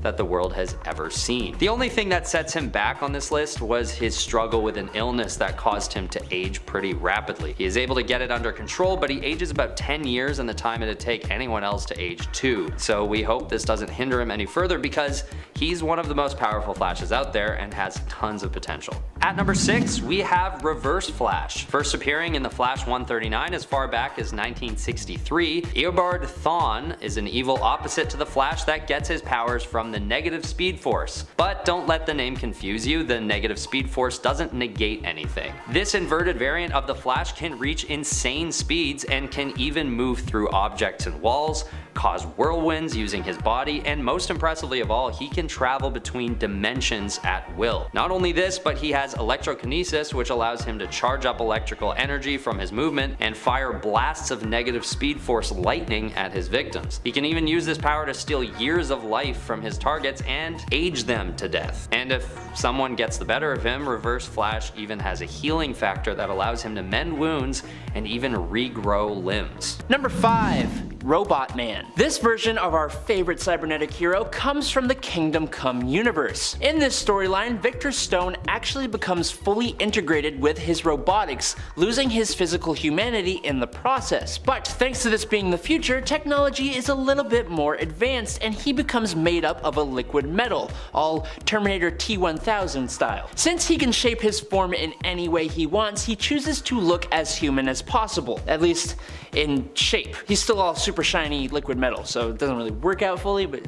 Victor then joined the Superman's Justice League to combat the rogue metahumans, taking the name Robot Man. Unfortunately though, he met his end in the Gulag with a large group of other heroes. Number 4. Cyborg 2.0. Okay, so this one involves time travel, which I hate, but alas, here we are. So basically, the Teen Titans end up traveling to the 31st century to help out the Legion of Superheroes, and on their way back, they end up 10 years in their future, and they encounter an alternate timeline version of themselves who have become a fascist crime-fighting force. The Titans came back and vowed to never become that future, so they split up to avoid it. Only, that is the exact thing that caused this future to occur in the first place. Victor was one of the first to turn to the dark side, and he created the Titans East, and also caused the Phantom Limbs to appear. He also had this really cool slimmed down look. It was kind of awesome, but he was evil, so you can't really take a side. Sorry. Number 3. Superman. Some of you may not know, but the original Nightwing was actually a hero of Krypton. It's where the name originated, and Superman telling this story to a young Dick Grayson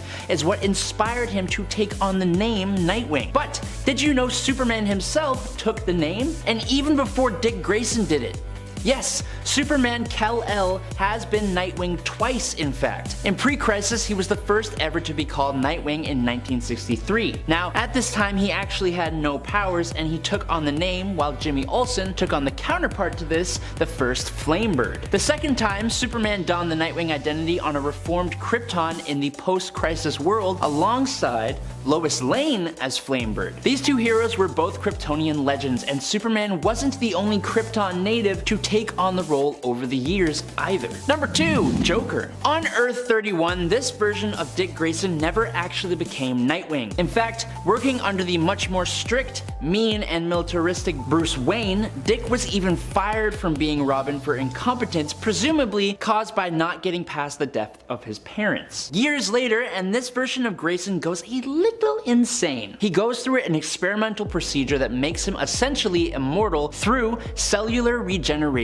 powers, with the side effect of him being driven absolutely bonkers. With his abilities, he couldn't be killed by almost anything. He was attacked with acid, thermite, and C4, and even had his head taken off with no success. He became the second Joker after the original one and took out several retired superheroes, including the Creeper and the Guardian. After attempting to do the same to Catgirl, Batman finally took him down by throwing him into lava and extinguishing all of his cells simultaneously at once. May not be the most beloved Frank Miller story, but it's certainly, an interesting version of Joker. And in at number 1, finally, is Dr. Fate from Flashpoint. In Flashpoint, Dick Grayson was 1/3 of the Family Acrobatics team called the Flying Graysons that toured with Halley's Circus. While touring in Poland, the circus was actually attacked by Amazon soldiers looking to steal Kent Nelson's Helmet of Fate, the most powerful magical artifact in the world, according to Black Alice. In their escape, Nelson was killed, but Grayson and a few survivors managed to keep the helmet in their possession. The rest of Halley's survivors were killed by the Amazons, leaving only Dick Grayson and the helmet on the run with the ghost of Deadman to protect him. He eventually decided to use the Helmet of Fate against the Amazons by becoming Dr. Fate, which granted him godlike arcane power, increasing his sorcery. It also grants him elemental control, including pyrokinesis, hydrokinesis, geokinesis, aerokinesis, cosmic awareness, and even precognition. Number 10. Peter Parker of Earth 92100. You'd think the addition of extra arms for a Spider-Man would be an added benefit. When it happened to Peter in the 616 universe, he panicked and got rid of it with the DNA of Morbius. Understandably. But on Earth 92100, Morbius did not live long enough to help Peter, being eaten by sharks of all things. And since no one else could, Peter kinda had to just deal with it. Turns out, during a fight with Doc Ock, after Peter embraced his extra appendages, they actually give him a distinct advantage. They actually grant him much more strength and agility, and using them, he is even able to save Gwen Stacy from her demise. Unfortunately, they don't really protect him from the Inheritors. Spider Limbs here sacrifices himself to save Spider-Man 2099 and Lady Spider in Spider-Man 2099 Volume 2 Number 6 in 2014. Number 9. Spider Assassin. Do you know how effective Spider-Man would actually be if he was a little less moral but still a crime fighter?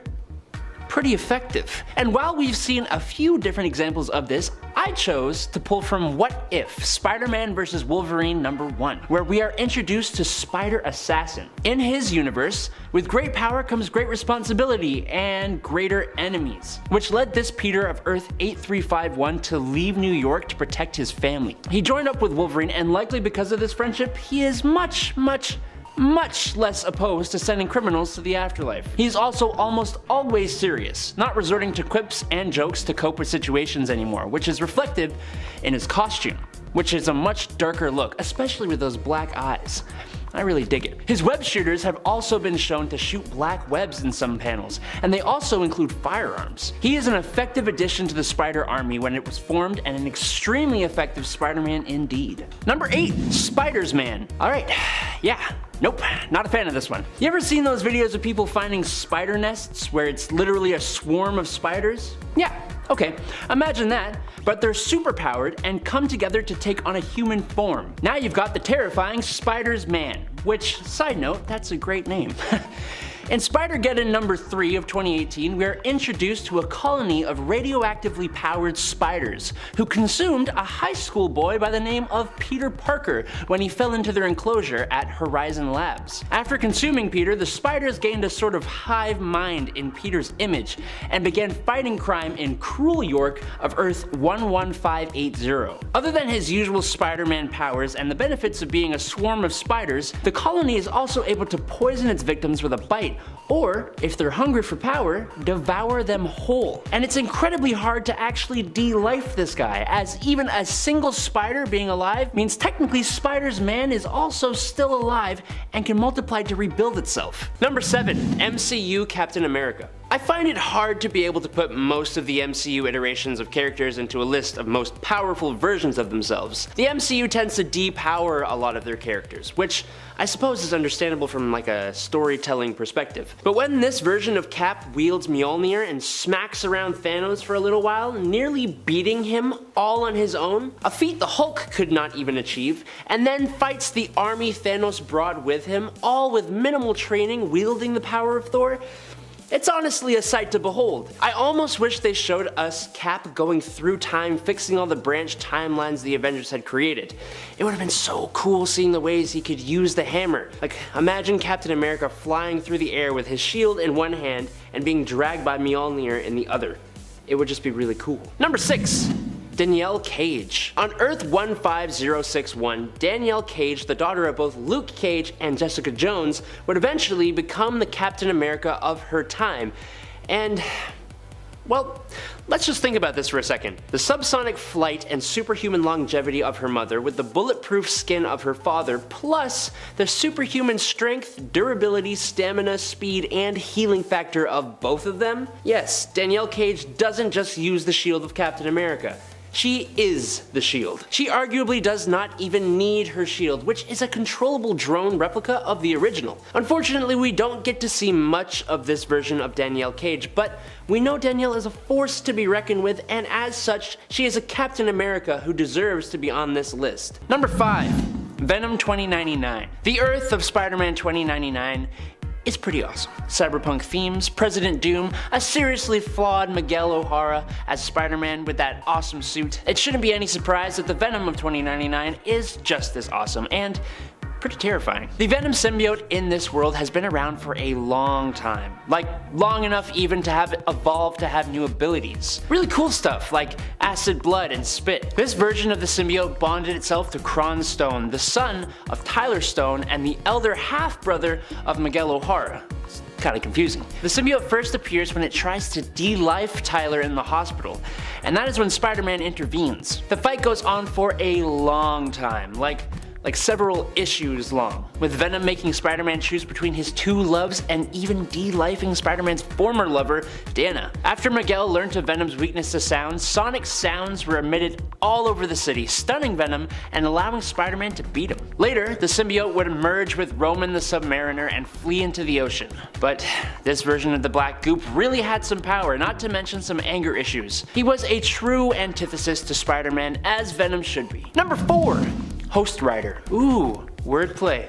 Well done. And also an extremely cool looking character with a Venom twist. Only it starts to make a little less sense the more you think about it. This Ghost Rider is actually Robbie Reyes, who, if you don't know, isn't actually the spirit of vengeance. He's actually the spirit of his uncle, who seems to have completely taken over his body. And somewhere along the line, we're not told when, the Venom symbiote bonded with them, creating this almost perfect chaotic parasitic being, basically just using the body of Robbie Reyes. Now, like I said, it kind of makes no sense. Ghost Rider is literally hellfire, and symbiotes are weak to fire, but I don't think anyone is really complaining. This guy is brutal. He dispatches SHIELD agents with ease, and he feeds the Calvin Zabo of his universe to his car. His car eats people! Come on! It is cool and terrifying all at the same time. This Ghost Rider has an ability called the Penance Kiss, which is very much like the Penance Stare, only with the mouth, determining people's guilt or innocence and then pretty much consuming their soul. I can't help but imagine what his voice sounds like. It's probably really cool. He's brutal, he's ruthless, he looks amazing, he's covered in fire, and they are Ghost Rider. Number 3, May Parker Venom. Earth X. Earth 999, a world where basically every single person has powers, except things have gone apocalyptic, and where the daughter of Peter Parker, May Parker, is Venom. While her retired and cynical pops ain't too thrilled about it, she does actually have complete control over the symbiote thanks to her advanced and honed spider sense. She was eventually under the control of this kid, going by the Red Skull name, and thanks to her father and other Earth X classic heroes, was saved. With Venom and her father Spider-Man going on to join the super-powered police force and fight crime and supervillain threats together. She eventually, after the death was recruited by Kang the Conqueror as a multiversal team to fight the Apocalypse Twins. In addition to her proportional spider powers, plus the enhanced spider sense, she gains all the usual symbiote powers, plus a few extra, like what seems to be a rudimentary form of telepathy. And 'tis believed her symbiote could go on to mutate further to gain more powers, which is a good way for Marvel to say, we can do whatever we want with this. She is definitely one of the cooler incarnations of Venom, as are most characters on the Earth X world. Not of Venom, of their own perspective characters. You know what I meant. Number 2, Barbarian Venom. Okay, he's not a barbarian really, but in the War of the Realms, Eddie no longer has the symbiote Venom. He fights as best as he can against the Dark Elves on his own. A War Witch sees his awesomeness and bestows a Dreamstone to him that will give him anything he wants. Now, using this Dreamstone, he is imbued with all the powers of the Venom symbiote, but just quite a bit stronger and with Eddie's complete control, but feeding on his rage, which he shows us when he completely cuts off the arm of the really powerful War Witch and takes on a full force of giants and ogres and trolls and dark elves and a whole bunch of other stuff. But then he faces off against Jack-O-Lantern, also boosted up by another Dreamstone. While this fire-based villain would be a problem for Venom, Eddie gets this stone-looking armor stuff. And this is where we get the Viking barbarian looking Venom. Because he literally looks like a barbarian with a crazy horned helmet with a big axe with all these runes, and he's just so badass. He completely unlocks the seemingly unlimited amount of power from this Dreamstone, just going to town, and he even bonds the symbiote to civilians who join in the fight against the Dark Elves. Eddie literally calls down lightning on Jack-O-Lantern. He's wild. And eventually, this Dreamstone symbiote thing corrupts him a little bit, and he gives it up, but damn, I love this story. Check it out. Number 1, Gwenom. Ooh, more wordplay.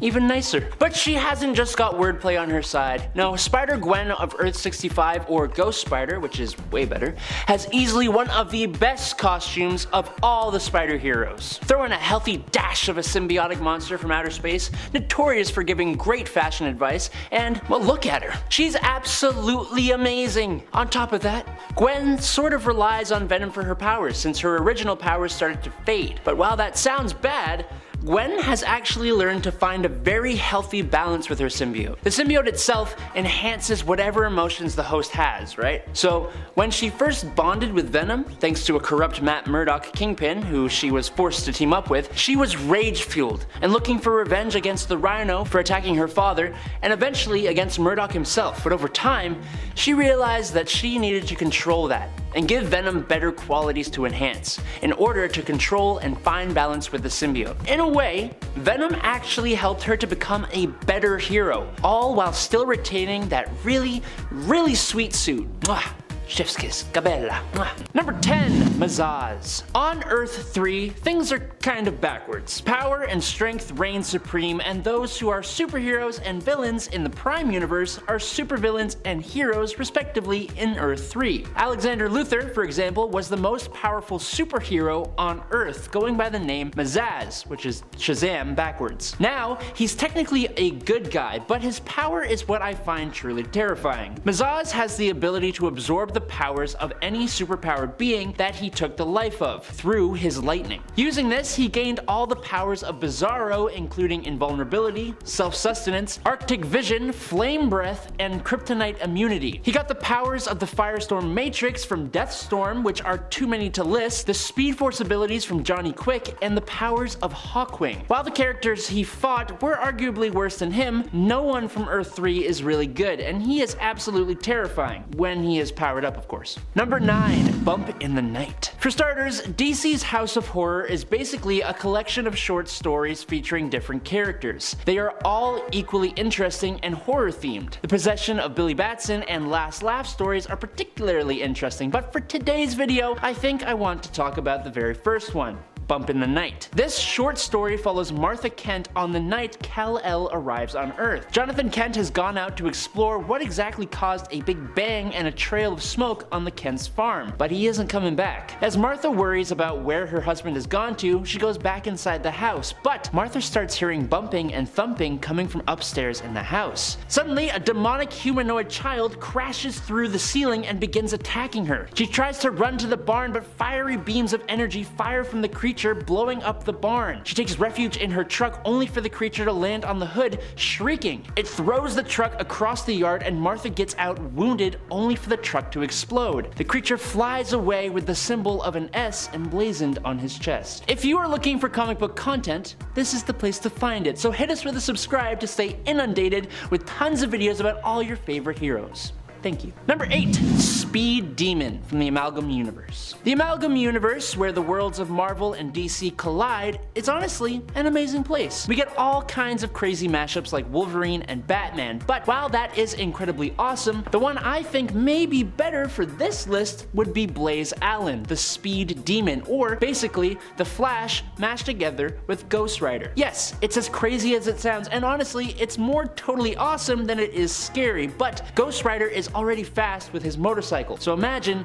if he didn't even need that. The best part of this is that his cousin, Wally West, becomes another version of Speed Demon, and the two of them work together. It's not something that I thought I needed, but I absolutely did need it. Number 7, Electric Superman. During the 90s, to make Superman more interesting, I guess, DC decided that instead of his normal powers, they would give him Superman energy-based abilities. It instantly makes me wonder who would win in a fight between classic Supes or this guy. This Superman needed to wear a containment suit that helped him regulate his new powers. He could turn back into Clark Kent at will, but at the cost of losing the ability to actually use these new powers. This version of Superman also didn't have the traditional super strength that we'd expect. Instead, he could use energy fields to lift incredibly heavy objects, which is kind of the same as the regular Superman, but wait, there's also more. He could also split his body into two so that he could perform different tasks. He could teleport, manipulate energy, he had molecular control, and even more. But then, just as a little bit of icing on the cake, he's also immune to kryptonite attacks and red solar energy, which is a big boon for any alternate Superman. Number 6, Val-Zod. Val-Zod is sort of like the third Superman of Earth 2. He was also saved from Krypton's destruction, and after the passing of Kal-El during an invasion of Darkseid, it seemed that Kal came back stronger and unimpeded by morals, now serving Darkseid under the name Brutal. Turns out though that this was actually just a clone created by Darkseid, and he was eventually defeated by Val-Zod. That's probably largely to do with the fact that Val here is a man who values intelligence over strength. He has a wealth of knowledge gained through years of Kryptonian study and is possibly smarter than all humans. Val-Zod is stronger because he knows how to use the energy fields that are powered by the yellow sun. In that regard, he was powerful enough to defeat Brutal, who was said to be stronger stronger than the original Superman himself. At number 5 is Savitar from the Arrowverse. In the DCEU, Savitar is a futuristic version of Barry Allen who is jaded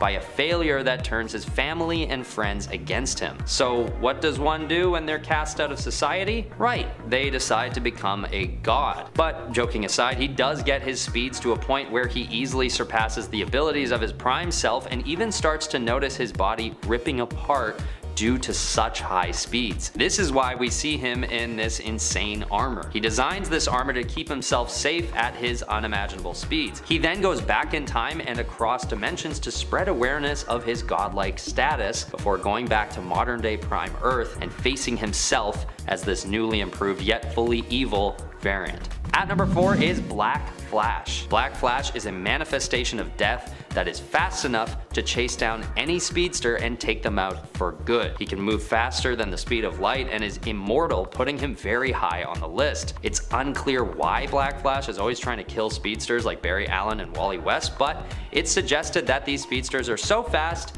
that they can outrun time and therefore death. Unless, of course, death were to somehow, send a conduit after them that also uses the Speed Force, which is what the Black Flash essentially is. This variant first appears in the Flash Volume 2, issue 138 in 1998 and has been spotted in moments right before the deaths of Barry Allen and Johnny Quick. He has also chased after Wally West, but Wally was able to defeat this variant by running all the way to the end of time, destroying Black Flash because when there's no time, death has no meaning. But to think that these are the lengths Wally has to go to get rid of Black Flash just shows how insanely powerful this variant is. At number 3 is Wally West of Earth 22. Featured in the Kingdom Come storyline from the 90s, Wallace West is an amalgamation of all the former holders of the Flash mantle: Wally West, Barry Allen, and Jay Garrick. He's such a powerful version of the Flash that he is in constant motion, only appearing as a hazy blur most of the time. He then becomes an interdimensional being with a hyper-awareness of the relationship between dimensions and his influence on reality. In this way, he is pretty much a god and is known to have achieved more than any Flash from any other dimension. This could be due to his age as well, because Wallace West is an older iteration of the Flash, but it could also be chalked up to his near omniscience and omnipresence as a Flash variant. He isn't quite immortal like the Black Flash, but his mastery of interdimensional knowledge could be considered a more powerful trait than even immortality. In our number 2 spot is the Red Death. The Barry Allen from Earth 52 is a villainous combination of Batman and the Flash, and is known to be the most powerful version of the Flash in the whole multiverse, but I beg to differ, because I'm putting him at number 2. You'll see who goes ahead of him, and we'll see if you agree with me. First appearing in the Dark Knight's Metal comic book event in 2019, the Red Death is basically what you get when you give Batman super speed, super strength, and durability. This means that this variant can use the extreme intellect of Batman and apply it at extreme speeds, crafting bat gadgets faster than the speed of light and tracking down his enemies effortlessly in a split second. The way this villain is formed is that Batman is jaded by his experiences of loss, getting emotionally exhausted by losing so many sidekicks and deciding that he needs to take matters into his own hands. This dark motivation also adds to the Red Death's power as he takes out his anger on the world with extreme speed and extreme power. At number 1 is Zoom. I'm putting Zoom at number 1. Zoom is a double variant of Flash, which is my way of saying that he's a variant of Reverse Flash, who is himself already a variant, so he's a double variant. But this version of Reverse Flash is even more powerful than the original, having an even more refined control over his time travel abilities. In the case of Zoom, he can speed up and slow down time around him without his frame of reference being affected. This means he can avoid the typical complications that other speedsters face, like intense friction and seeing and hearing at these intense speeds. Zoom's grim backstory also empowers his motivations, having lost both his parents at a young age to his father's violence as a notorious serial killer. Zoom goes right up to number 1 on the list because his grasp on his speed abilities is so impressive that he transcends into a new realm of power and becomes an adept time traveler as a result. At number 10 we have Throg. This guy deserves a spot on the list mainly for the meme, but also because it's one of the iterations of Thor that doesn't take itself too seriously. For those who don't already know, this is obviously a trick played by Loki to humiliate his brother Thor. In Thor number 365, Throg makes his first appearance when Loki decides he wants to get a laugh out of his otherwise very serious and stoic brother. But this isn't the last time we see him. In an issue of What If that plays out if the X-Men stayed on Asgard, a Thorified version of Storm faces off against Throg for the glory of Asgard, which is pretty bonkers. I mean, you know how what ifs can be, right? It's definitely a bizarre moment that's probably meant for a laugh more than anything else. But believe it or not, this still isn't the last time Throg makes an appearance. We see him yet again in Lockjaw and the Pet Avengers #1 in 2009 alongside other animal versions of the Avengers. I guess readers just couldn't get enough of the little guy. He must have been rated pretty well because he just keeps coming back. He's funny looking. At number 9 we have Ultimate Thor. Being a pretty controversial set of comics, the Ultimate series sets the stage for some fun new characters, as uncanny and overly dark as they can sometimes be. But Thor's variant in the series is anything but a miss. Originally dismissed by his teammates on the Ultimates as being crazy, this version of Thor unusually feels the need to prove himself to them in order to gain their trust and respect as the God of Thunder. He's got almost the same powers as the Earth 616 Thor, but he's rocking a different look that's pretty cool, and also a magical belt that he wears which seems to give him a boost of power. He also holds an axe instead of a hammer, which I just think is a pretty cool touch to have him stand out from his 616 counterpart. At number 8 we've got Thor 2099, where this world's Thor is actually a priest named Cecil McAdams, who is part of a religion devoted solely to the original Thor, who had lived 100 years before by this point. What's bizarre about this character is that he doesn't actually come by Thor's powers naturally. His abilities are granted to him by the CEO of the Alchemax Corporation, who has convinced him that he's a Norse god. It's actually a pretty dark reality playing out during the series, with most of the world being run by corporations and greedy multimillionaires. And on top of all that, genuine superheroes are pretty scarce during these times, unless they're created synthetically like McAdams is. Although it sounds like I'm basically just outing this guy as a fraud, he still means entirely well, and he's passionate about Norse mythology. What I find really cool about this character is that he's become a superhero through passion and obsession with the real Thor, which sort of turns him into a pretty genuinely powerful and motivated variant, especially since he fully believes he's the real deal. Number 7. Spider-Man Reign. 35 years have passed. Spider-Man is an old, retired man.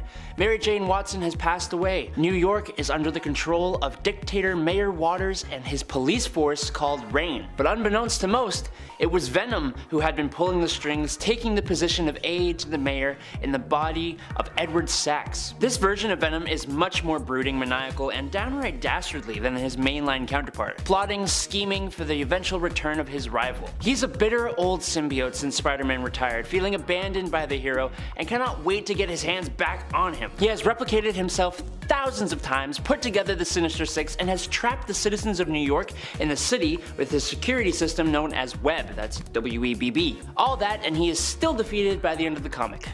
Shame. Number 6.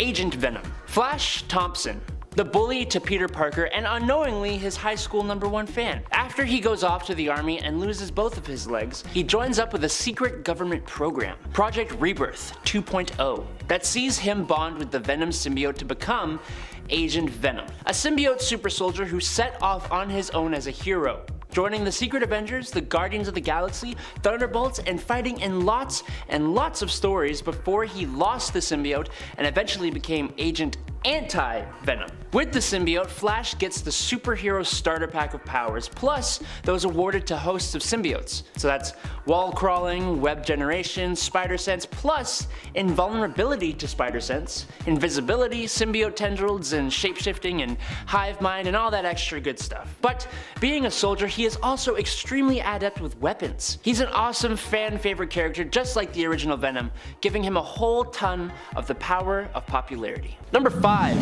Earth X. If you haven't read Earth X, well, do it. But the basic premise is that in this alternate reality, the people of the Earth all begin to gain mutant abilities. And in the words of Syndrome from The Incredibles, and when everyone's super, no one will be. Captain America specifically was a bit more tragic in his story.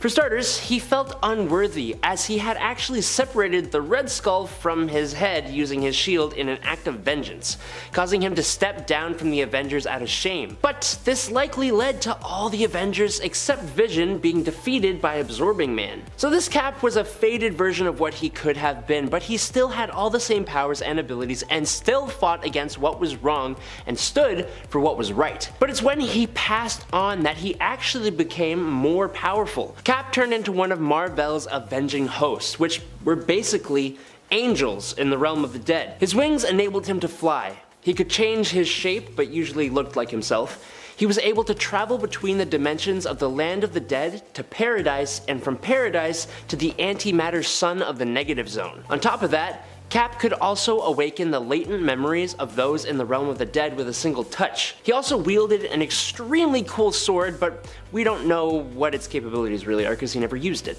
He is a much different Captain America with an extremely unique set of powers and abilities, but he's also one of the coolest. Number 4. Kiyoshi Morales. When a group of 5 Captain Americas from different realities are brought together, we're gonna look at 2 who have not been seen before. But the one I want to talk about here is Kiyoshi Morales, the great grandnephew of Luke Cage, and he is the 25th century's Commander A. Kiyoshi is a much more physically imposing character, standing at what looks like almost 7 feet tall, and he was definitely the biggest among the Captain Americas gathered by Toth Key in Captain America Corps number 1 from 2011. Instead of a vibranium shield, Kiyoshi's suit can generate energy shields on each arm, which resemble the normal Captain America vibranium shield. His suit is much more advanced as well, as you'd expect from the 25th century Captain America stand-in. For example, it features a neuro web, which allows him to tap into the wireless systems and stored information of the world. He had all the enhancements we'd expect, and he is just a super cool character who I really hope we get to see in the future. But for now, he is definitely my favorite of the members of the Captain America Corps. Number 3. Ultimate Universe. In the Ultimate Universe, it seems that Captain America's treatment with the Super Soldier Serum actually seemed to give him a bit more of an edge in terms of his powers. For example, while this universe's Hulk is a bit weaker than the 616 version, he is still incredibly strong. But this Captain America was able to go toe-to-toe for a few rounds against the Hulk, almost actually defeating him and eventually knocking him out, which is like 616 Cap could never do that. Ultimate Cap also seemed pretty capable of handling armies of guys all on his own. He was an extremely capable leader while also being a bit more than a little ruthless compared to his 616 counterpart, like when he was fighting against the Chitauri Herr Kleiser, his rival. He resorted to traumatizing Bruce Banner to get him to turn into the Hulk and then convincing him that Kleiser was getting it on with Betty Ross so that Hulk would pummel Kleiser into the concrete and then eat him. That kind of wholesome stuff. Nice. Number 2. Soldier Supreme. A cap-wielding Mjolnir? Cool.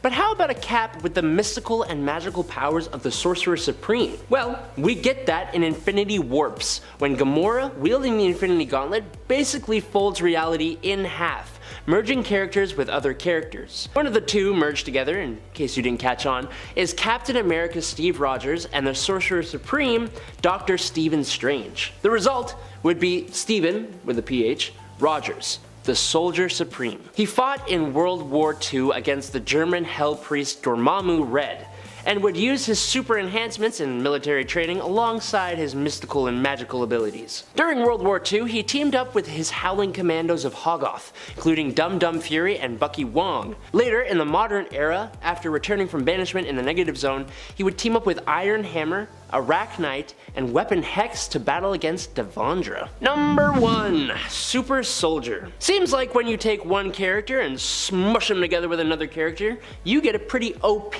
new character, like Soldier Supreme, or Cap-wielding Mjolnir, or even Danielle Cage to a degree. But what if you took Captain America and you fused him together with one of the strongest characters in all of comic books? Well, in the Amalgam universe, where Marvel characters are mixed in with DC Comics characters, we got Super Soldier. And if you haven't guessed by now, this is Captain America mixed together with Superman. When Clark Kent volunteered for the Super Soldier program, he was injected with a Super Soldier serum containing cellular kryptonite samples from an alien, while also being doused in solar radiation. The result was a power set unheard of for any other Captain America. Super strength over 1 million tons. Invulnerability to everything but Green K, as it's called. Superhuman stamina to the point of being completely tireless. He can fly at speeds of around Mach 10. He has superhuman speed at speeds of about 2,000 miles per second. He can hear and smell anything on Earth. He has a sonic scream that allows Clark to destroy someone's literal essence. No need to eat or sleep. He can heal instantly from most any injury due to his altered metabolism. Clark can create hurricane-level winds by blowing and can also chill his breath to project ice from his mouth. And he has extremely hot heat vision. I think that pretty much covers it, and I don't really need to say more. But you take all that and put it in the mind of an expert tactician and soldier, it's game over for you, buddy. Sorry.